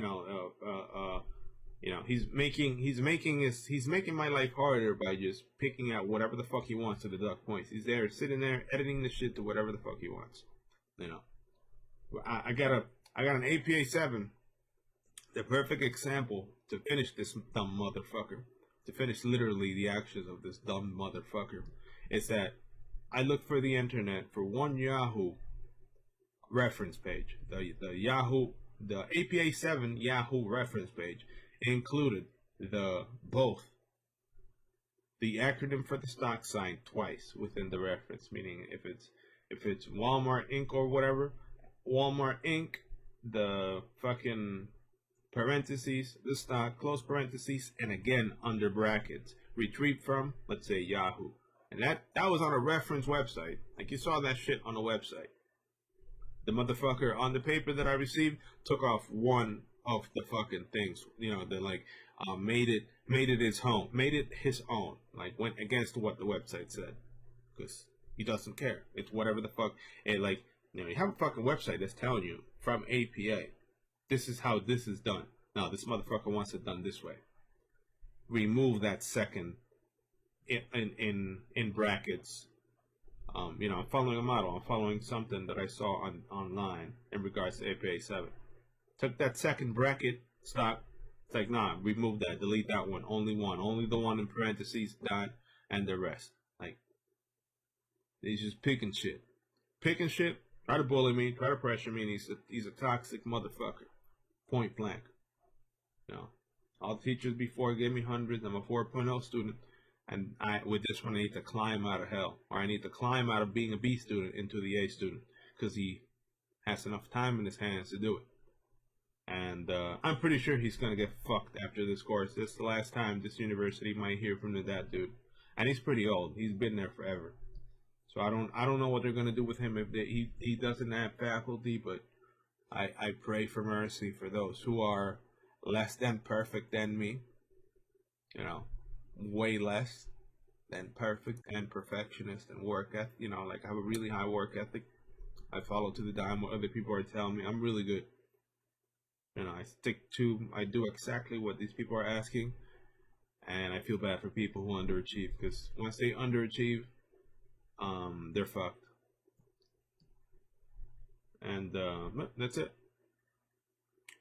God knows if he's actually being preferential. That'd be another thing. Imagine if this asshole that's treating me like shit in school right now could be giving hundreds to the other bitch, and the other bitch would be literally fucking uh, under processing or underdoing, or not doing enough work during the questions or whatever that we have to answer every day, and would get hundreds in her paper because God knows if it's something like personal, name or something, the way I look, my profile, something. I don't know. It's not that I'm taking it personal with this teacher, but this teacher has a problem, and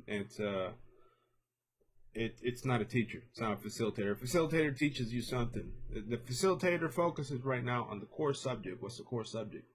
Core subject are strategic marketing and strategic fucking management. Going into fucking academic grammar isn't the correct. This isn't the correct way. Specifically, after I put my information through a bunch of fucking programs and shit. Like I make sure that everything is mistake free, and I try to find the lesser of two evils. If it needs a comma or if it doesn't need a comma, by complementing that with the spell checking software within Amazon. So if Amazon tells me that a comma goes there, I likely follow. No, if Word tells me to put a comma there, so I likely put that comma there. That's it. I use a lot of programs to write, a lot. And this teacher just pulls up. I don't like leading. Leading is a gerund. I don't like gerund right there. I don't like a gerund right there. The final paragraph right there, man. That's an orphan. Can you move that? You need to move that paragraph. Like, hey, page sense, that's a fucking orphan. You gotta move that paragraph into a fresh page. Like, fucking, that ain't fucking strategic management. That isn't. That's totally fucking unrelated to the current course. Trying to take 10% of my grade and stick it in his pocket by fucking around. Thinking it's some joke. He's probably some ass laugher. Like, you fucking remember Ace Ventura? He's probably an ass laugher. Someone who grabs their ass cheeks like this and starts going, "Hello, Monday." It's probably fun. He'd probably do the things a clown or some shit. I don't think the guy's fucking serious. If the guy was serious, he wouldn't give a fuck about the way high, right? He'd figure out the type of information. He would try to measure the type of information that I provided and calculate the grade based on that. Fuck fucking grammar. Ignore grammar. The guy followed everything you gave him. There's no mistakes after that box you gave him. There's no need to nitpick at everything I fucking write because you got the time. Because you're technically changing. The paper ends yours. And that's a good thing. Like when the paper ends his opinion, that's fine. But you're fucking with someone's life here. Like giving them, for some at a doctoral level, changing their study questions and doing that type of shit, that shit's positive. That's a positive way of using that power. You're going to shift someone's mind as a facilitator in a positive way. What the fuck are you teaching me when you're telling me one time if there's one sentence within the end of a page that needs to go in a new one? Why would you deduct points off that or even mention it? Like, why would you even do that? Why would you even do that? Knowing that it's still going to have five spaces. There's 5-6 spaces there. I'm trying to minimize white space. There's 5 spaces. So we're going to go into, between the teacher and me, we're going to go into the argument of how much white space is a lot of white space and what isn't white space. There's 5 lines there now. There's 5 lines there now. You want a new page when there's 5 lines, where there's a big block of white right there? You want a new page? Because this heading right now and those 2 sentences that are right there, where, that's an orphan to you. The Giron idea, his ideas. I'm trying to break down his ideas. What is his logic to behave the way he does? Basically, just too much time, caffeine. Likely, he probably does caffeine, and he's sitting there, probably rereading his shit. He's absorbing what I write in a particular way, and we're all different. We don't all write the same fucking way. Like, we fucking don't write the same fucking way. Like, it's confusing to you, but it's not fucking confusing to, let's say, 500 of my fucking blog owners, or 500 to my blog watchers and shit, or a bestseller, someone who really fucking writes. It's not confusing. That shit was clear as fuck. You're the only one out of 99% that's sitting there doing that shit to my shit. The only one.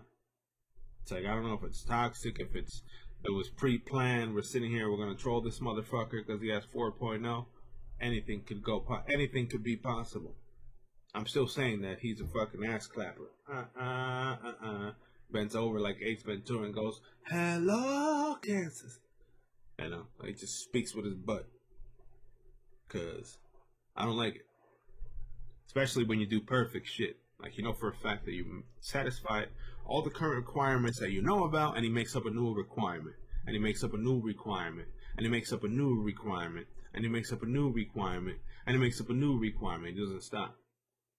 He makes up the rules as it goes along. And the best example of him making up, to end this fucking rant, the best example of him making up the shit as it goes along is his change to the second question in the previous week. I personally wake up on Tuesday and I check both questions. What are both questions about? And I remember them. I have really good memory. I'm like, okay, so the question that I'm going to do on fucking Tuesday is going to be about this. The question I'm going to do on Wednesday is going to be about this and this. This is how it looks like. Unfortunately, this motherfucker, by Saturday, changed the question on the second. Changed the second question on the second day, and I noticed it. And it took a personal route. It was personal. Like, what gives you that type of experience? What type of experience do you have that you can answer this particular question? What you would have done without that experience in the past? He's acting like a fucking dick. And I could prove it with that by changing the rules as he goes along. And I'm pretty sure that the person who answered previously that question, which is just another doctoral student just like me, got fucked because of it, because she didn't satisfy the requirements of his question after she answered it as he makes it all up along, like as he just changes the rule towards his benefit, towards deducting more points. So that's it. That's the final rant. And he deserves it. This rant, he deserves it. He's a fucking asshole. I'm a 4.0 student. I left the previous course with 4.0, and I'm sitting here climbing back to the upper 90s because of his fucking ass. His decision rationale. Instead of saying, oh shit, it's an empty class, fuck it, you got 100. Fuck it. I don't need to sit here and waste my time. I don't need to sit here and abuse him. Making up shit. It's making up shit. Question, commas, changes, confusing shit, adding words after you're satisfied everything. I don't think that's a role of a teacher. A teacher wouldn't do that. A teacher would give you, this is what you need to do. Did you do it? Yes, no, yes. That's it. But as he continues looking for things to change, as he continues trying to dissect like a frog, like if I'm sitting there in a science classroom, how I write and whatever, it's getting pretty offensive. I'm taking offense because I basically written like that and got hundreds, and to him is bullshit. And on top, you have to continue searching for his, you have to continue searching for rules you might use regards to APA as you're writing. So the pressure is there. The pressure that you need to write, but you can't write as before. You gotta write like this motherfucker told you. So now you are wasting a little bit more time to make sure that this is correct. A little bit more time. Like it isn't like before. You previously had a code, you know how to follow that code to the dime. References are exactly are exactly as followed. Citations, paraphrases, everything is as exactly as followed. And then now there is a particular doubt because of this motherfucker. Because this guy in general, you know, took to his hands the decision of how you should write to him or for him based on opinion. Now, it isn't something that's he's looking for more. You're accustomed to meeting this, like this, 6, 7, 10 things within the new way of doing it. Right. So that all that's there. Good. I made sure all that's there, and then this guy, you receive that shit back. They have to remember about more, and remember about more, and remember about more, and remember about more, and remember about more, and looking at leading any gerund or any ing fucking ends of the words, looking for repeats. You're doing specific things that previously you didn't give a fuck about. I mean, you should sort of give a fuck about, but your brain should catch it when it's excessive use. Your brain should sort of catch it. And it shows that I'm not paying money to use these services. This guy probably has some fucking expensive $6, maybe $14. This guy, like an asshole, probably has a $14 premium subscription to Grammarly or some shit like that. And it's picking what I write in so many ways. That's where he's pulling his fucking hat. I doubt his ability of English right now is that performant. Like, I'm pretty sure this guy is basically paying he paid $20 for the best performance freaking grammar checker out there, and he's putting in there, and that's what he's grading me on. He's grading on anything that paying $50, $25 a month doesn't find, and I'm on free. I don't give a fuck. I'm going to continue using some repeats because repeats are healthy. Repeats are healthy. Now, if you gotta say, 2 words twice within 2 sentences, that's fucking healthy. That's not wrong. It's wrong to you. Not wrong to me. And it wasn't wrong to 99% of other people. 99% of other doctors and facilitators and people who were teaching who are literally fucking experts in fucking teaching or whatever. It's just him. So yeah, enough of this rant. I spoke about that asshole for a whole hour. He deserves it. Almost a whole hour. Because he is. He deserves my rant, and I'm not going to report him. I'm not going to challenge his grade. And I should. But I know the only other student that I'm there suffering because he's making this bullshit up as it goes along. He's basically saying, jump higher. No, you gotta jump more. Jump higher. Jump to here. Oh, no, you gotta jump more now. Oh, jump higher. No, you gotta jump more now. And it surprises. And that's test retest. Test retest doesn't work. It's like you're expecting something in the test and it's something else. Like it's like you're given a review of whatever you're supposed to get an A on, and it isn't there. Or nothing that he told you to study is going to be there. And that's not a facilitator. That's just someone looking for test recall. And test recall doesn't work, especially at my level when I'm literally, today I pulled out from the internet, not from the internet, but from the library, 10 references, 5 of which are going to be included from another 5 to synthesize. I'm going to mix those references with one main idea. I'm someone that reads from the hour that I fucking wake up until I pass the fuck out. I read, son. I read. It isn't a fucking joke.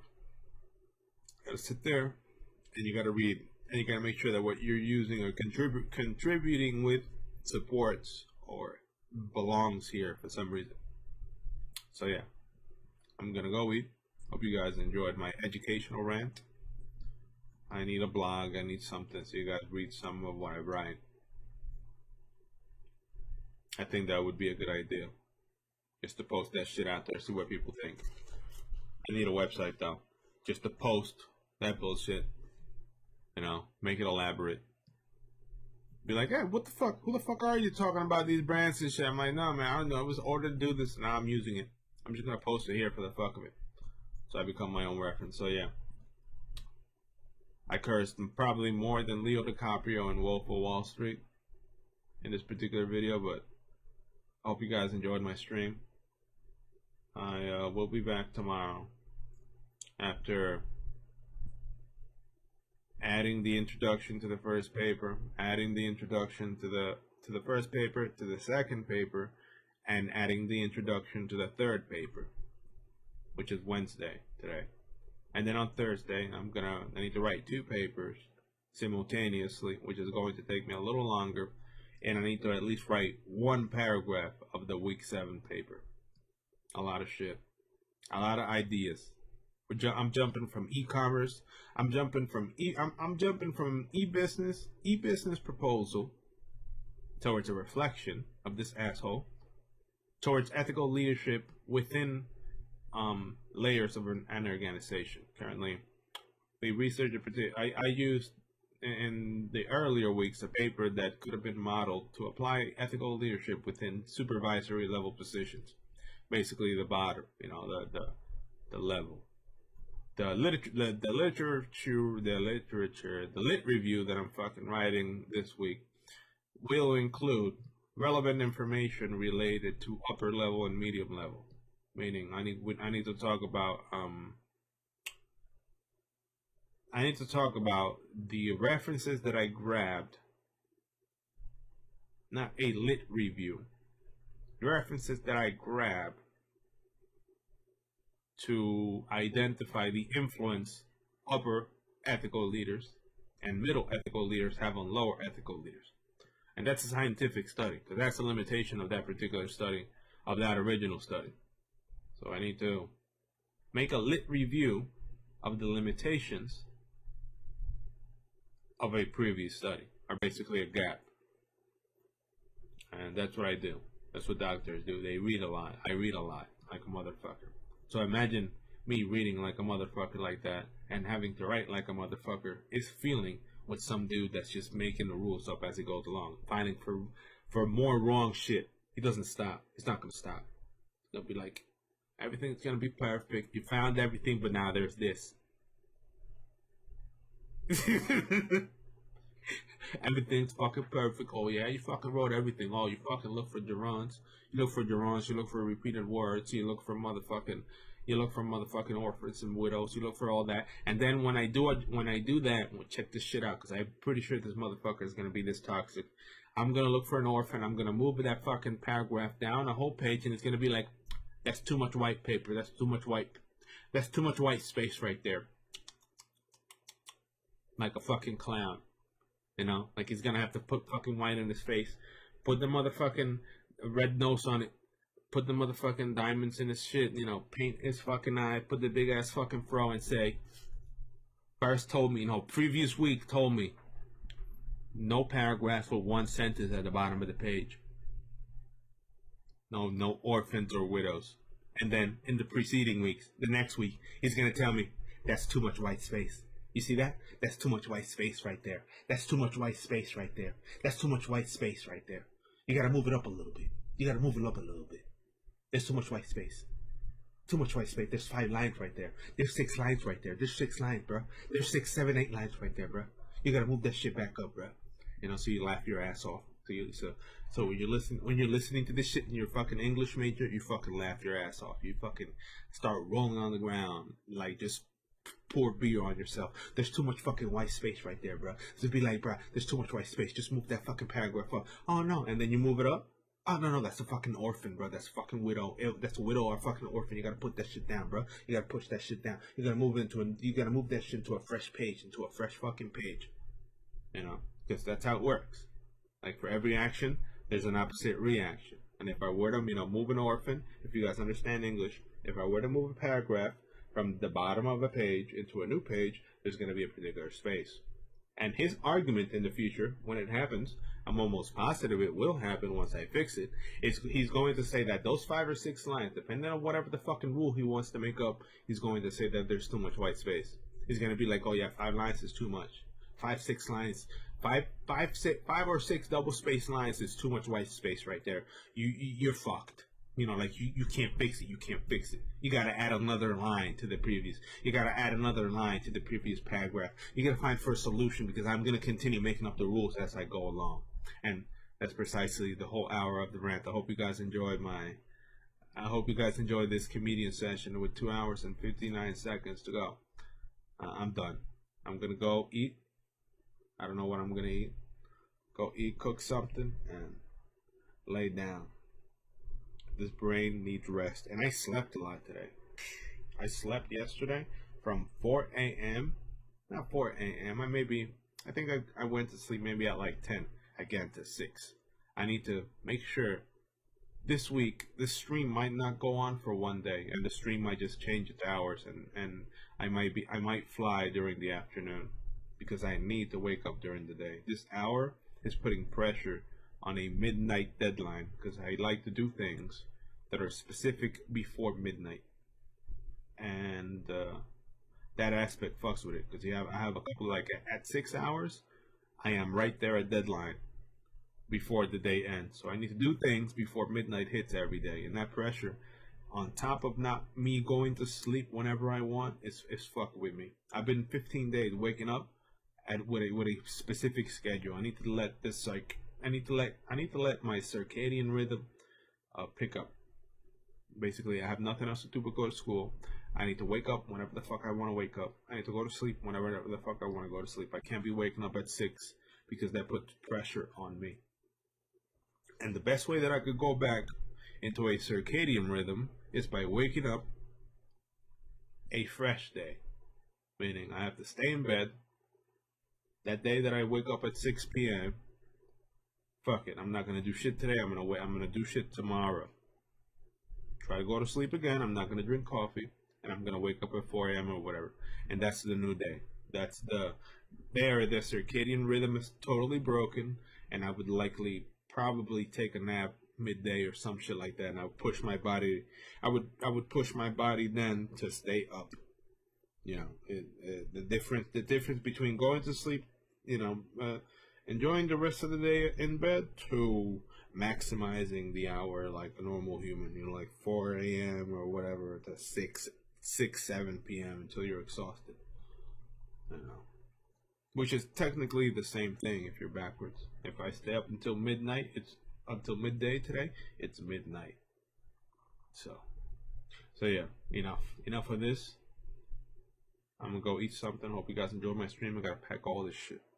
I got a bunch of instruments that I used to play this game, and I take this shit out of here. Hope you guys enjoyed this, and don't let your dreams be dreams.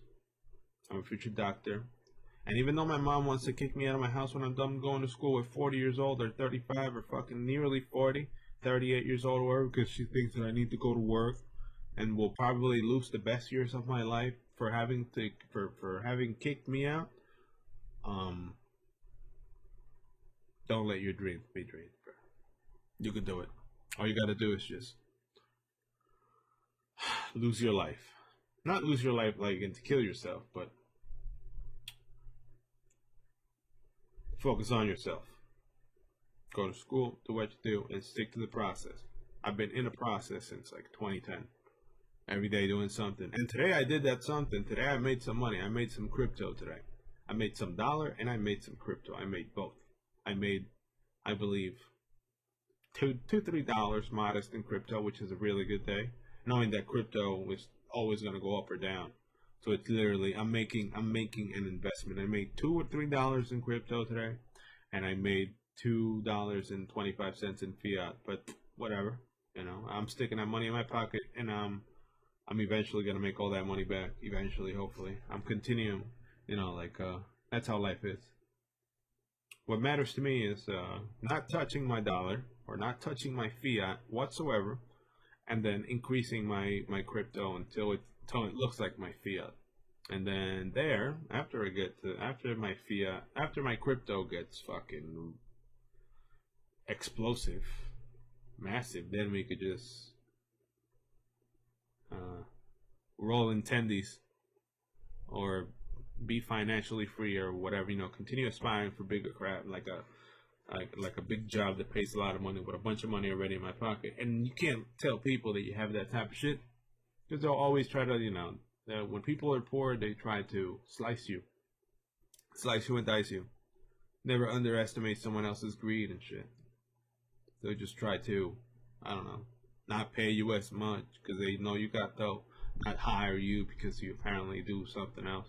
This and that. Excuses. People who spend their money daily fast and shit like that and don't care, go through that logic. They have that logic. They're not interested in growing and having, I don't know, 25 years of fucking cash.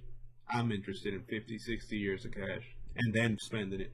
Like, goddamn, I could live 60 years with this. 60. Fuck, let's time to spend. Let's go get this $2,000 computer or whatever, you know. But to do that, you gotta grind. You know, like you gotta work, you gotta do whatever the heck you gotta do. And it's geographical. Not everyone's gonna be able to earn the same way and wage the same way and find the same opportunities. But if you have a proxy, I'm pretty sure you could find any American opportunity on the internet. So as long as you are allowed of using American proxies wherever you're from, and the service that you want to use allows proxies, you're fine. Just exploit the American internet and make that dollar. If I'm making Bitcoin and dollar, you should too. That's the end message. I'll be back tomorrow. Peace. I'm tired. Kid you not. Gotta eat something and lay down.